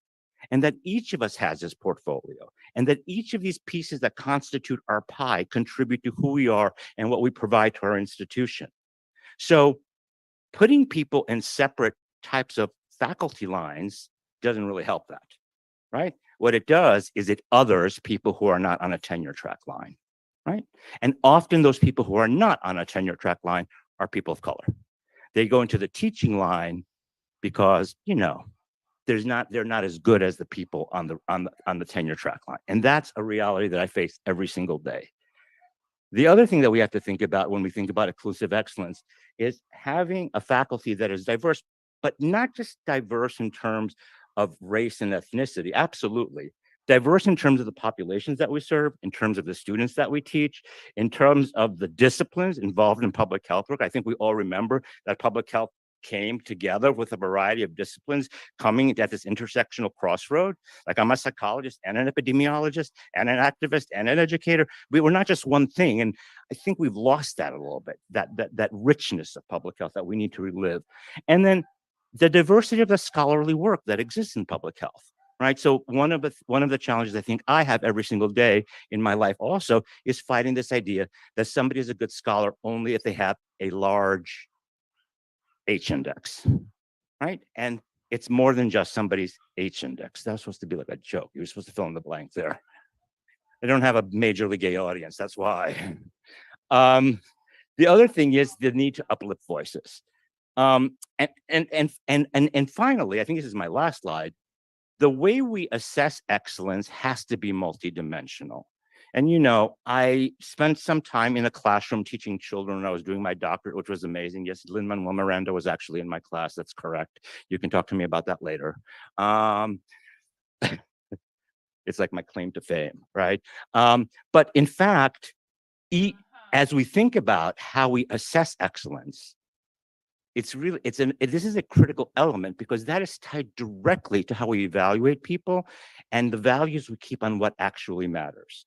And excellence has to be defined in this multi-dimensional way. And I think you're all familiar with the Murray book from like 1994, if you haven't read it, which is like if you have a high IQ, you do well. And if you have an IQ, you're probably Asian but not Black. And it's just a mess, that book. And then Howard Gardner's really beautiful multiple intelligences theory, which I keep very close to my heart. Because everybody has some intelligence in some way, right? Like, so I have like high mathematical intelligence, but don't ask me to sing, right? And then last but not least, inclusive excellence requires that we address discrimination in the tenure and promotion process. So if we continue to have this unitary definition of what excellence is like and what a tenured faculty member looks like, then we're not going to diversify both the skill set that is present in our school, in our schools, in our universities, in our classrooms, and the type of people who we attract. Diversification and inclusion does not mean lowering of standards. I have spent the last several years having this fight that, no, I'm not trying to lower standards. I'm not going like this. We're trying to go like this. And I think we all have to figure out a way to embrace this more holistic way of thinking about excellence in academia. This most holistic way of thinking about excellence will naturally be tied to anti-racist, anti-homophobic, anti-women policies that exist at all our institutions, and you know that they're there. And ultimately, we will get to a place that we're actually, our universities and our institutions look like the people we are trying to actually, lives we're trying to improve. You can find me there on the Twitter and on the other thing, wherever I am. Thank you very much for indulging me.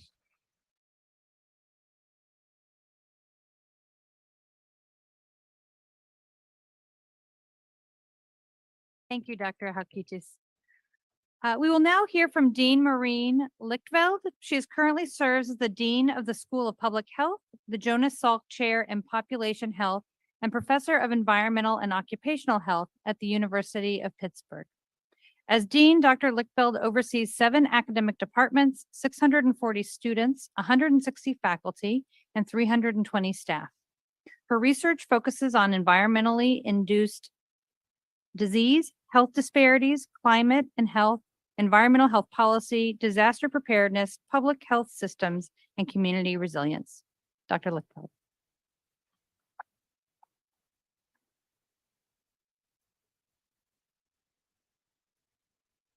Greetings. It's really an honor to be among my colleague deans, to be hosted by one. And did you notice that every one of us started with a personal story? Because that's where we come from. So my personal story, as you can hear from my accent, I wasn't born here. And speaking about cultural adjustment, so I was asked where I'm from, and I thought, how could I share in a few seconds that I was the youngest and first female working in the Amazon rainforest, serving the descendants of slaves and indigenous populations? How can I tell them that that's where I really learned what the value of a community health worker was? And not in 20 years at CDC. How can I tell them that I too lost everything because I joined Tulane 3 weeks before Hurricane Katrina? But how can I tell them that there is no way to compare the assets that I had with the people who lost everything in the lower Ninth Ward? How can I tell them that because of Hurricane Katrina, I left behind a 10-year-old and a 12-year-old with a husband while I felt committed to work with the people in the lower Ninth Ward? And so that's the story that each one of us have. And what I wanted to share, I learned when I joined Pitt. People ask me, well, why did you leave New Orleans to join Pitt? The climate is a little different there. I said, because all the assets were there, particularly in one of my 4 strategic imperatives, and that's diversity, equity, and inclusion, but they're not necessarily connected and leveraged. I've also learned that we are the city of the largest number of bridges, 456 or something like that, so come visit us. So this afternoon, what I'd like to do is discuss a framework for advancing anti-racism strategies on campus. And I had my great colleague here already earlier this morning to highlight some needs to examine and replace some policies and to discuss the importance of stakeholder engagement. So one of my 4 priorities, as I mentioned before, is diversity, equity, and inclusion, but it's also that of the entire university, where we created a culture change initiative. I mentioned culture, and I started my story with culture because that's how we learn, by knowing each other's, by taking time to know each other's culture and agreeing and committing to changing it, in this case, the DEI piece. I'll come back to what we're doing in the school. One of the things I've learned, and I don't know whether you know it, and I might be late to the table to learn that, is that the term pipeline is actually offensive to our indigenous brothers and sisters. It is pathways as a preferred term. And so you'll see me doing pathways, using pathways instead of pipelines.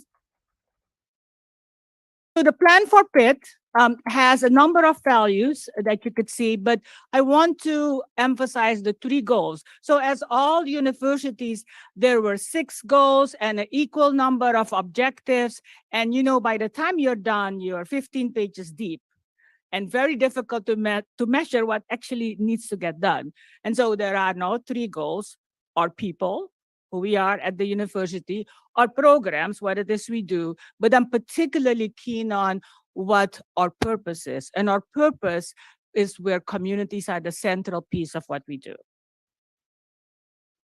We joined with 57 other universities, the Inclusive and Diverse STEM Faculty Institutional Change Network, the iChange Network.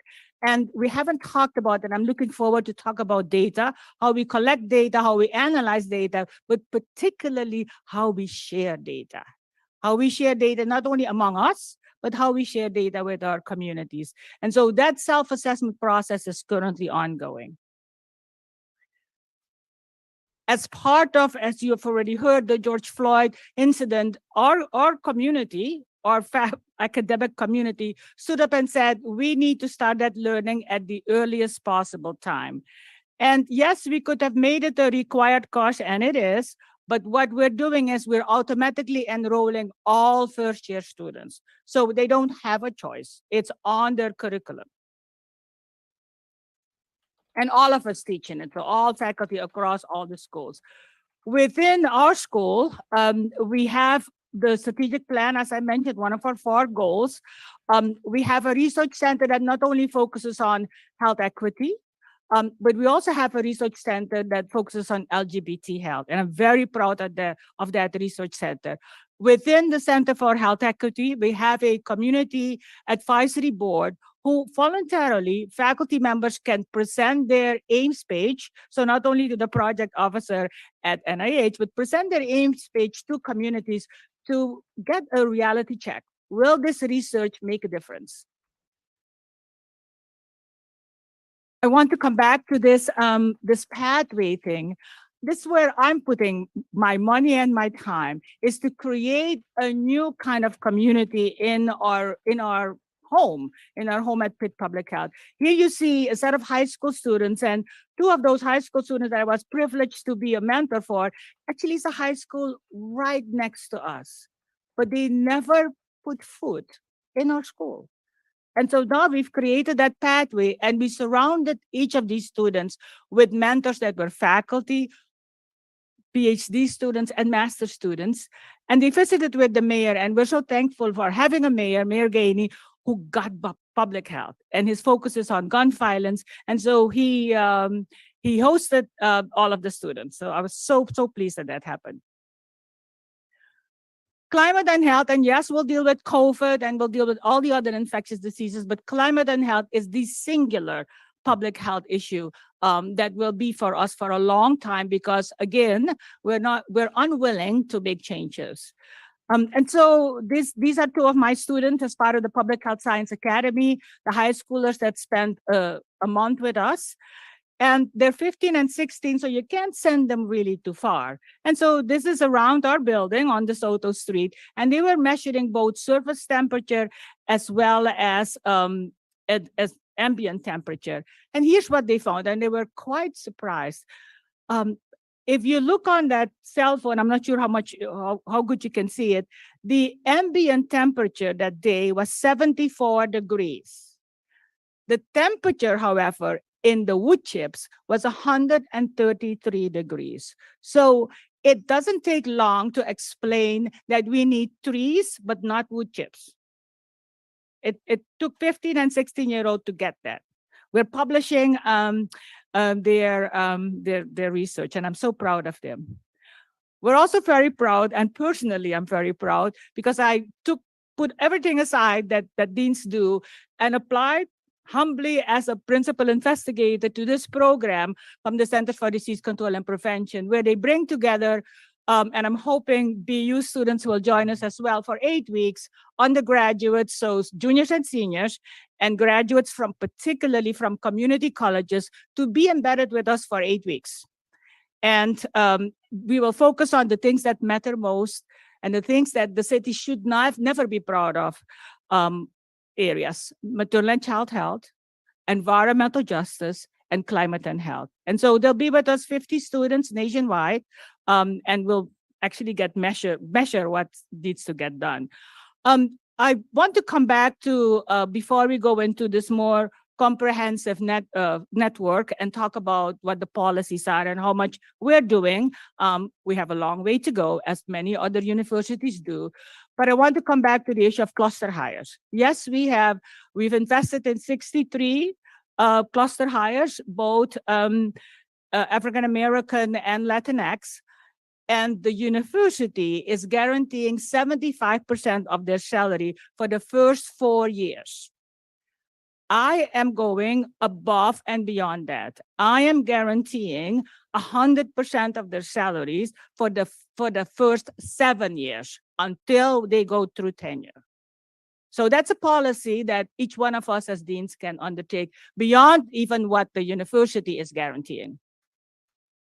And so there are, in this anti-racism framework that's coming from the National Association of Diversity Officers in Higher Education, 10 principles and policies, and it's probably a little too small for you to read, but the idea is that we make changes and we make progress in each of those policies. But as we do, we need to create a space where people feel safe to be comfortable and learn. Because not every one of us, although you heard our stories, not every one of us has that same level of comfort. If you remember the educational kind of trajectory from awareness to consciously incompetent, consciously competent, and mastery, we are in the area of awareness and maybe consciously incompetent. We know that we're consciously incompetent.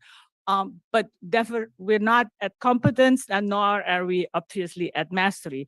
So what is it that we're looking for, and what are some of the policies that we collectively as a family and academia can work on?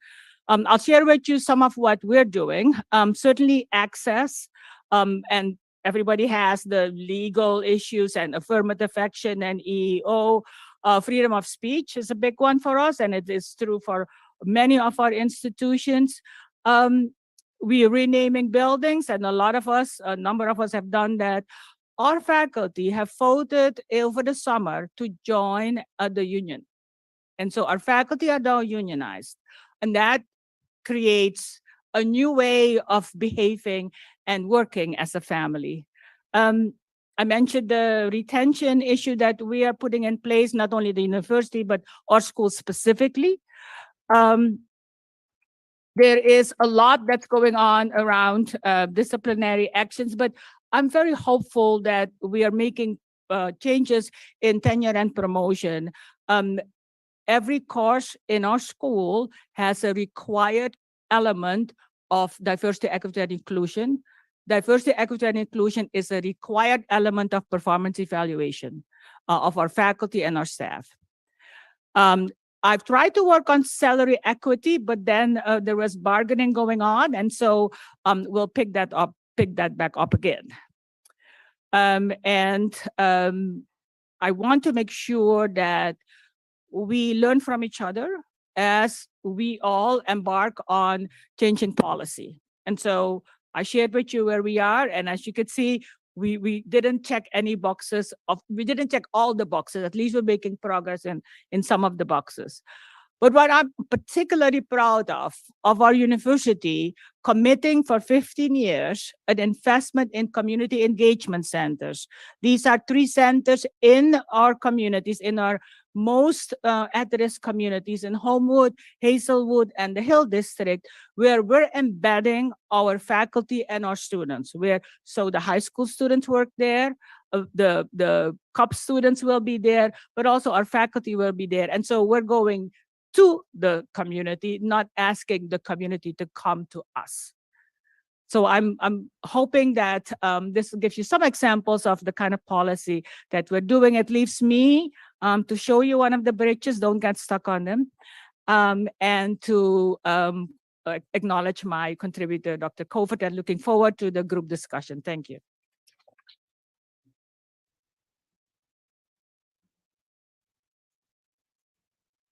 Thank you, Dr. Lichtfeld. Our final speaker before we open it up for questions is Dr. Keisha M. Pollock-Porter. Dr. Pollock-Porter is a Bloomberg Centennial Professor and Chair of the Department of Health Policy and Management at the Johns Hopkins Bloomberg School of Public Health. Dr. Pollock-Porter also directs the school's Institute for Health and Social Policy and the Health Policy Research Scholars, a national program of the Robert Wood Johnson Foundation. Dr. Pollock-Porter conducts research to promote active play and active transportation, safe built environments, transportation equity, and at the nexus of transportation and health. Dr. Pollock-Porter.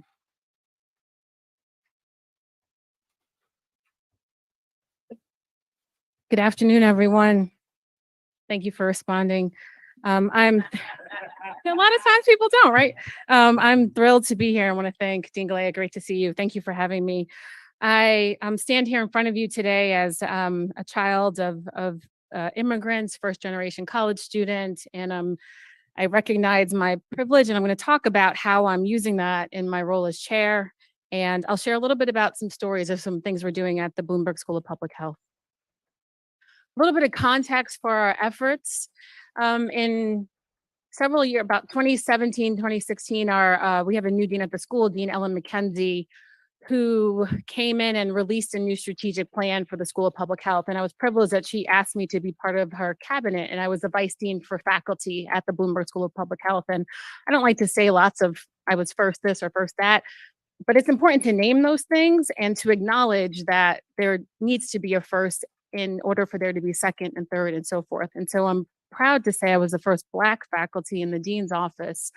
And part of that effort, Dean McKenzie also created a office of what we call IDARE, which emphasizes inclusion, diversity, anti-racism, and equity. So you'll hear me use that acronym today, just to sort of be more succinct in my language. But within that process, there were a number of areas identified, including an inaugural dean of IDARE, and this was right before the murder of George Floyd. So you can imagine somebody coming into that space and then amplifying the work based on what we were seeing across the country. In addition, there was a strategic plan that was developed with a lot of community engagement, input from faculty, staff, students, alumni to come up with those priorities. And I'm privileged that I was involved in those efforts to really engage with faculty. And I'll share with you a little bit about how I've taken that momentum and those goals and have implemented them at the department level at the Bloomberg School. I'm a policy person. So for me, when I think about institutional policy, I'm thinking about formulation. How do we develop policies that are grounded in what we know works? How do we take risks sometimes? Because we don't always know what works. And sometimes we need to be innovative and try some things. I think about adoption and also implementation, because we know without solid implementation, our policies fail. And then importance for evaluation and monitoring. That's a little bit of where I'm coming to for these comments today, but I'm going to focus on the department. So the Department of Health Policy and Management has been around for over 100 years, and it was one of the initial departments at the school when it was founded. And it is one of the largest departments, depending on who you're asking, it's either the third or the fourth largest department. And I have the privilege of being the first Black chair at our School of Public Health. You might be saying, my gosh, Keisha, it's 2022, but it is the fact, right? And it's long overdue. So I made a choice to start my chair position during Black History Month, even though I was still dean. And I did both for several months, but it was important for me to start at that time. It was significant. So I started that position February 15th this past year. And my department has over 90 faculty and staff and almost 400 students. And why I mention that is to say that as I'm leaning into my work related to IDARE, there's a lot of people that I'm moving along to, right? So when I was So when I decided to put my name in to be chair of the department, I laid out a clear vision during my interview process, and that was for our school to be a leader among schools of public health, amongst the university that is leaning into IDARE and its faculty, in its scholarship, and how we center staff and community. And I laid that out and I said to somebody, this will either resonate or it will not. I'm assuming it did because I'm standing here today. Or maybe it didn't, but it resonated with certain people, which is why I'm here today. Either way, people know that as a leader, this is a commitment that I have, is to advancing the principles of inclusion, diversity, anti-racism, and equity. So I want to just give you a few examples of the kinds of things that we're doing. I'll provide a little bit at the school as well from my time when I was in the dean's office, and also what I'm doing at the department level. So as far as the school level policies, one of the changes that was made in terms of institutionalizing IDARE and its commitment is that every one of the 10 departments had to name a director, associate, or vice chair for IDARE to be somebody who was leading those efforts at the department level and working with our dean at the school level. When I was in the dean's office, we also standardized the search process. I built on my predecessor's work where we have diversity advocates in every single department, and that person is sought at as an expert and provides implicit bias training, reviews the job descriptions for faculty searches. One of the things that we also ended up doing was that every single search, every candidate has to have a statement of their commitment to IDARE, and beyond just, I care about this. It has to be something meaningful and substantive. And the search committee has to be trained with, how do you evaluate that? What do you do with that information? One of the things I'm really particularly proud of and relates to some things we heard about today, which was, how do we think about this work in the promotions and appointments process?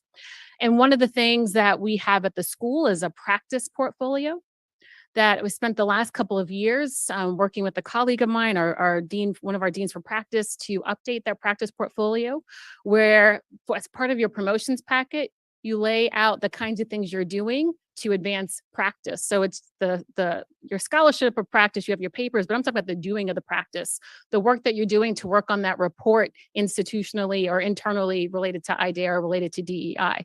Those things can be part of your packet. It goes to the appointment and promotions committee. You include your narrative, you talk about the impact. Somebody said earlier was that impact. Like, this is about the impact of that work.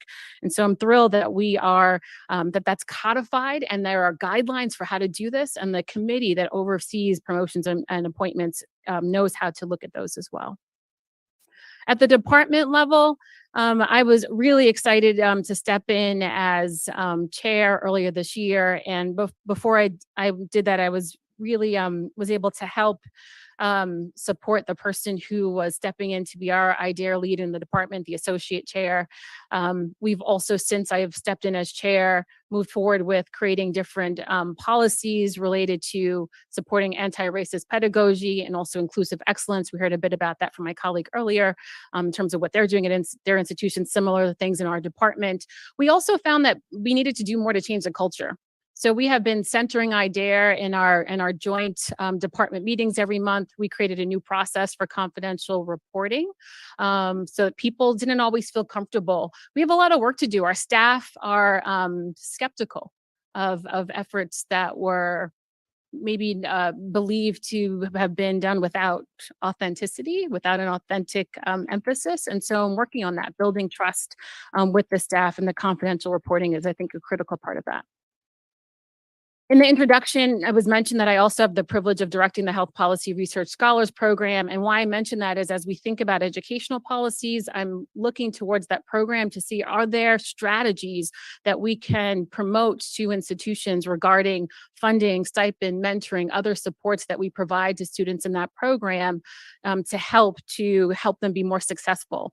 Because that program is designed for doctoral students from historically marginalized backgrounds who are either from various disciplines, who are oftentimes the only fill in the blank at their institution and looking for community, looking to be supported. So we have resources to provide to them. So as I wrap up my time and we move to the panel, I want to share just a few things I've learned throughout this journey in terms of policy change. One is, I think it's critical to name what we're focused on and to really be specific about it. Is it DEI? Is it anti-racism? What are we focused on? And communicating a clear narrative and vision for where we want to go. I also think it's critical that we challenge those existing policies that are steeped in colonial white supremacist culture. Again, naming those, identifying those, and seeking to dismantle those. I find it's incredibly helpful in all of my policy work to identify those policy champions and identifying our white allies in this work. I'm at a predominantly white institution, and certainly voices of many people are critical to the efforts. Also want to highlight the importance of centering voices from scholars, communities, students of color, and people from historically marginalized backgrounds. Again, having a seat at the table. And if there's not an opportunity for them to be at the table, be sponsors. Those of us at the tables have a responsibility to lift up voices of individuals who are not at the table with us. I want to emphasize the importance I've also learned of collecting data so we can monitor and evaluate our supports and hold ourselves accountable. I also want to share the importance of prioritizing self-care. This is hard work. It is tiring work. And it is absolutely fair for us to make time and space to take care of ourselves while we are continuing to fight the good fight to advance inclusion, diversity, anti-racism, and equity. And then finally, I think it's critical that we imagine a better world. What do we want our institutions to be? What's the vision for that? And how can we lean in and develop policies that can help us achieve those goals? So thank you very much. Here's my contact information. Happy to answer questions later. Thank you.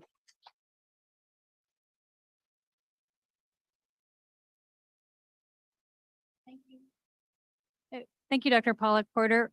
We now invite all of the panelists to come up.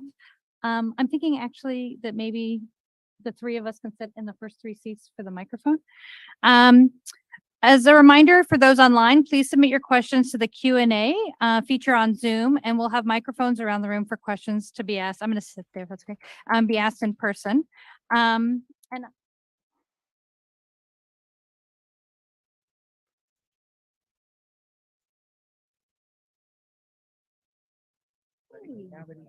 excellent. Thank you so much. We have about 20 minutes for Q&A. And so I'm going to ask just a few questions, and then I want to keep at least 10 minutes to turn it over for the audience. So I'll ask 2 or 3 questions depending on how time goes.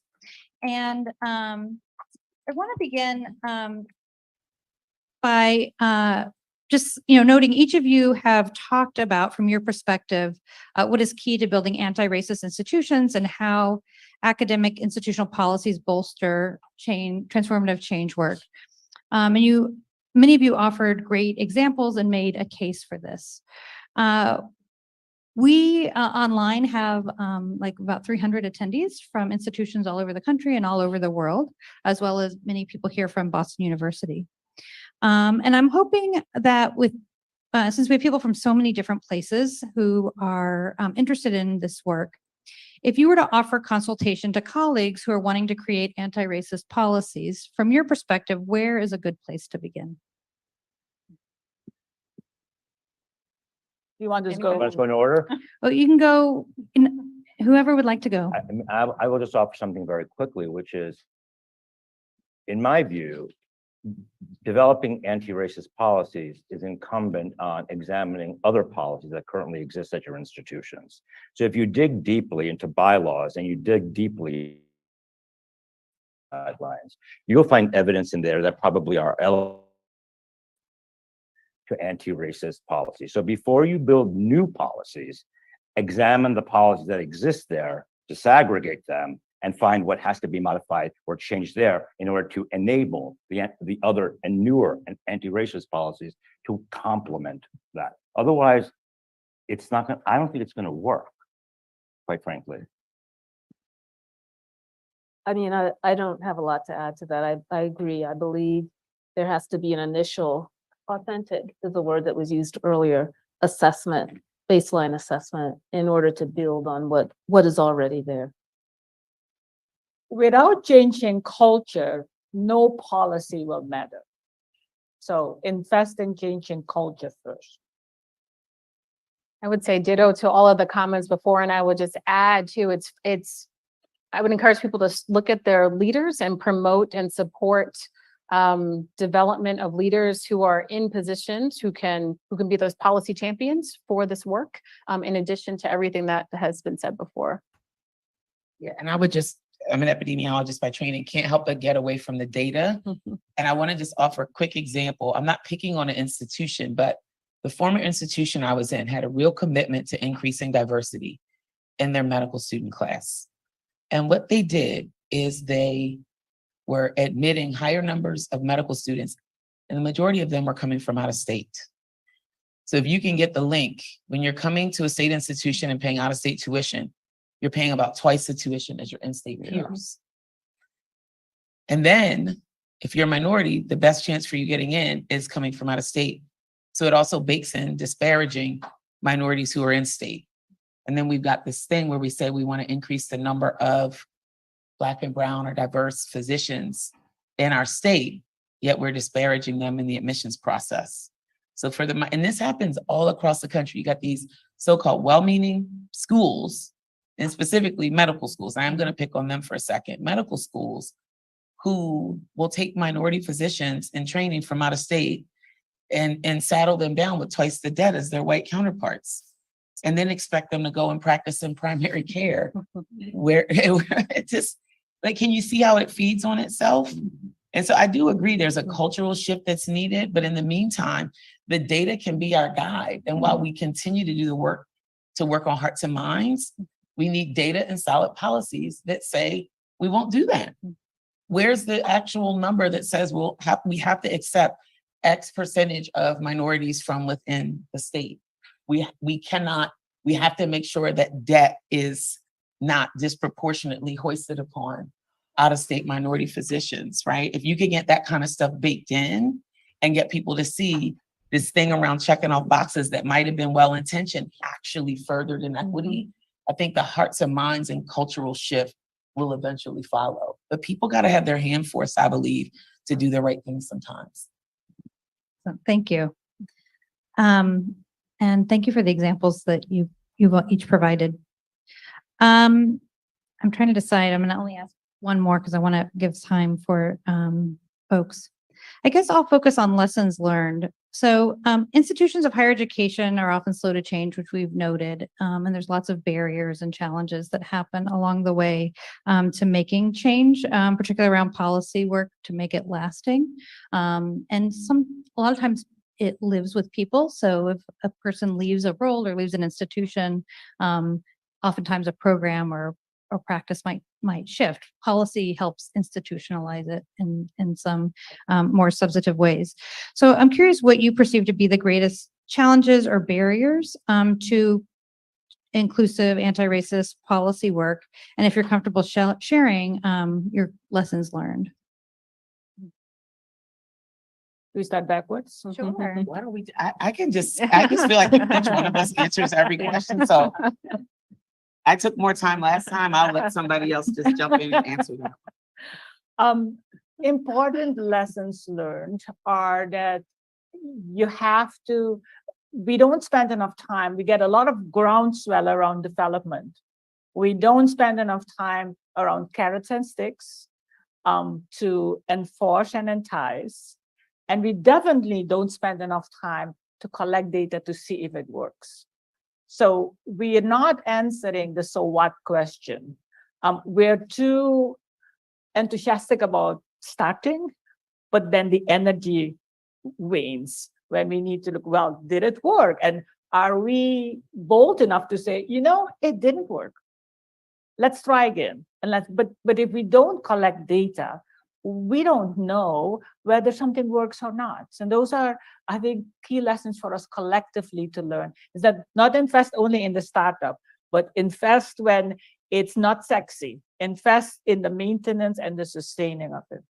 I mean, I would say that it's very easy for institutions to check boxes. And I think several colleagues have said that.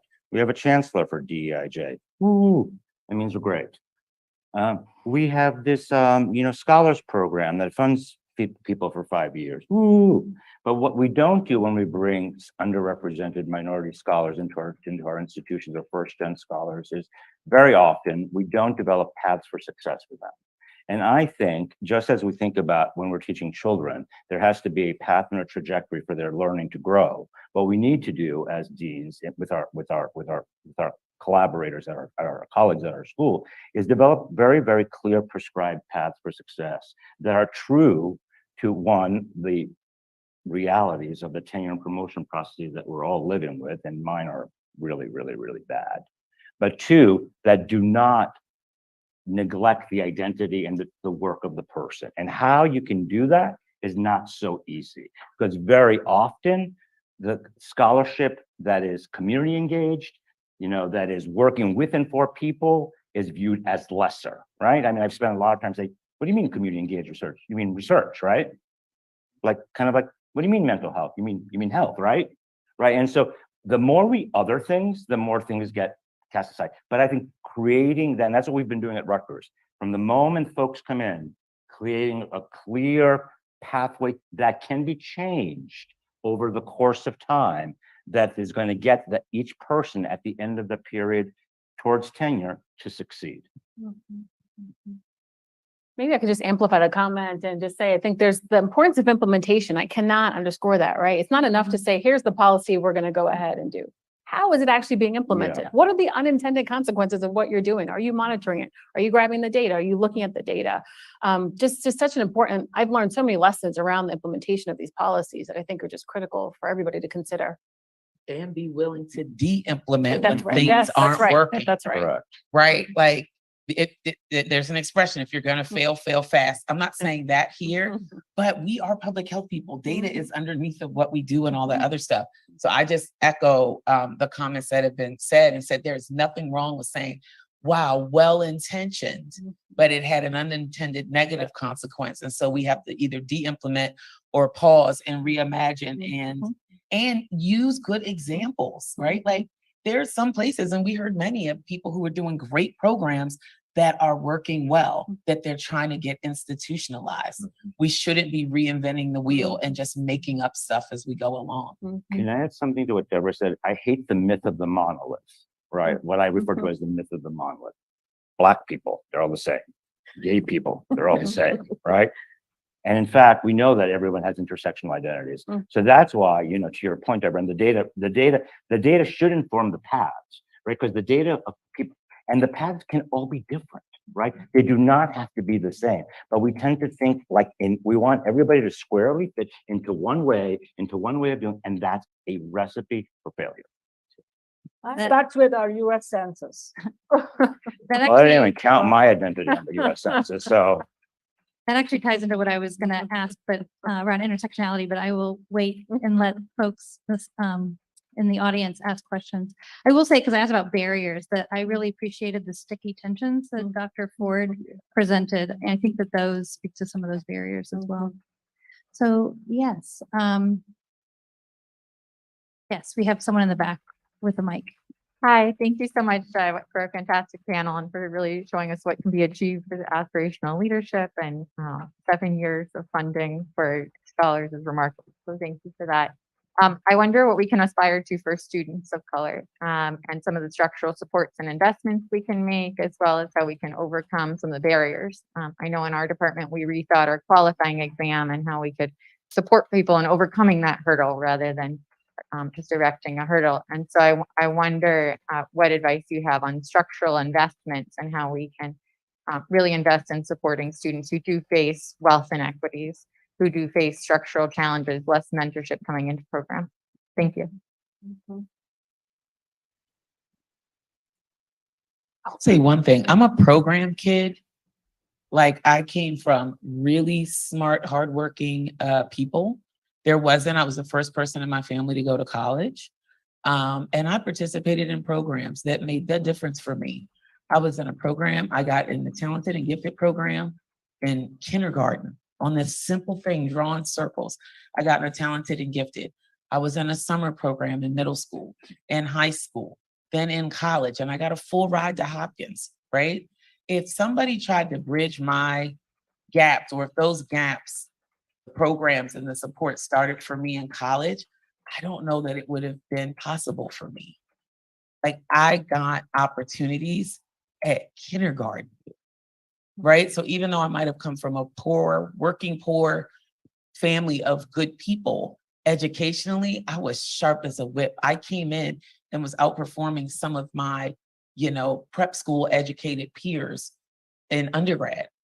So the thought that we can just at the level of graduate school or even junior faculty bridge all these gaps, we can, but let's be honest, the structural and systemic problems that we've been talking about, which are mostly undergirded with systemic racism and these embedded ideals around white supremacy, we've got to start addressing that much earlier in people's lives. Opportunity is not even, but brilliance and talent and all that is. Some of us just don't get it cultivated early enough. And then it feels like a handout being given to us. And it actually, I think, furthers some racist ideology that somehow we got to do it for these people because they can't quite do it for themselves. It's just, we got to start earlier. So hence my personal investment in working with high school students, in working with college students, in teaching in every single course in our Bachelor's of Science in Public Health program. I look at the two programs, the MPH and the BSPH. In the MPH, we're about 22% diverse. In the BSPH, we're 51% diverse. So we're getting the opportunity. Are we collectively taking the opportunity as faculty and leaders? I think that's where we need to show and model. I would also add that it's important, as I understand the educational literature, a little bit that I do understand, is that many of the Black and Latinx students who enter our programs are actually from high achieving families. And often we do a disservice by not holding our Black, Indigenous, and people of color students to the same standards that we hold other students to. And so on the one hand, there is this need to recognize the ways in which structural racism has structured and tracked people down at different educational paths.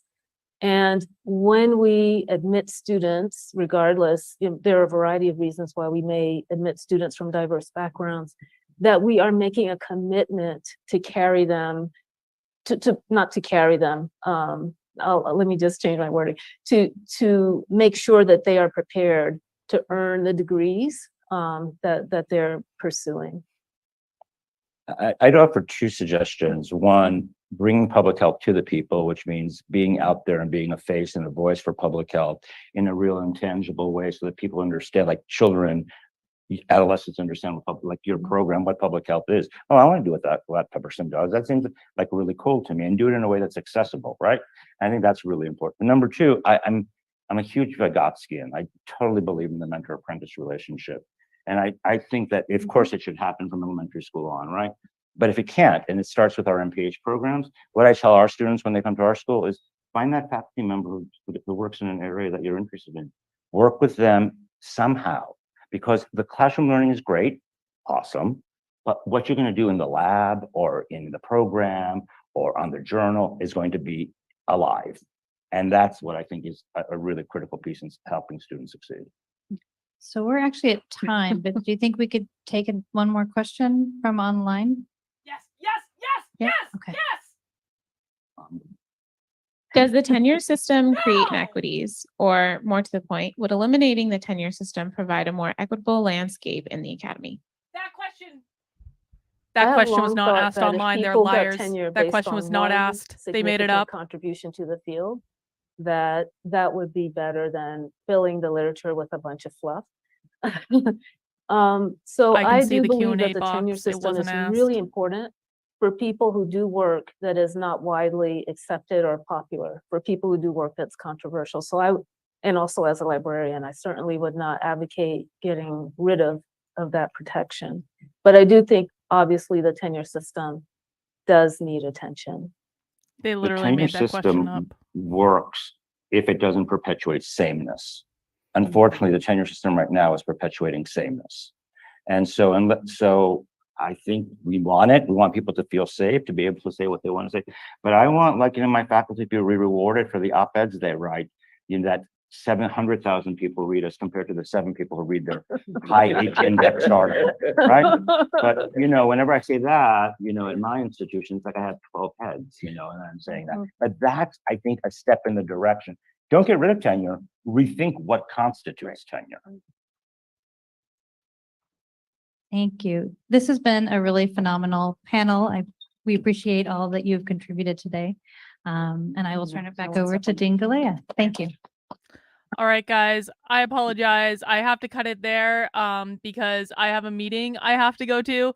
But that's Spy Stream for today, guys. That was Boston University. That was all live. That's why I wasn't talking over it. But what great insight into how colleges are literally building this woke bullshit into every part of they're systematizing it as it was. When they started accusing everyone of systemic racism, we should have known it was the ironclad law of woke projection. And in fact, they were the ones that were systematizing everything. They're building it into admissions. They're building it into the curriculum. We heard from the University of Pittsburgh that they now require that all first-year students take anti-racism. They're building it into the tenure process. They're building it into everything. They're literally systematizing it, which is what they accuse everyone else of doing. And I just want to emphasize, if you didn't catch it at the end, I was the only person on that webinar to ask a question. And I know because I could see the Q&A box. And in the first presentation, I could see other questions that had been asked. So I was the only person who asked a question. So when they took that online question, they skipped over the question that was actually asked, which was, how do you define equity? And they made up a question that was the question that they wanted to answer, because that's what they do. All right, guys, I am going to be back at 5 p.m. And at 5 p.m., we're going to talk about how I successfully defeated Twitter, how I got them to overturn my permanent Twitter ban. I will walk you through the month of steps that I had to go through in order to get my fucking account back. And I will show you receipts to show you why I got banned, to show you Twitter's communication with me, to show you the communication I had with them. We'll talk about it. I will lay out every single step. But if you missed the memo, I am back on Twitter at Dr. Carlin B. I'm also, of course, on Actively Unwoke.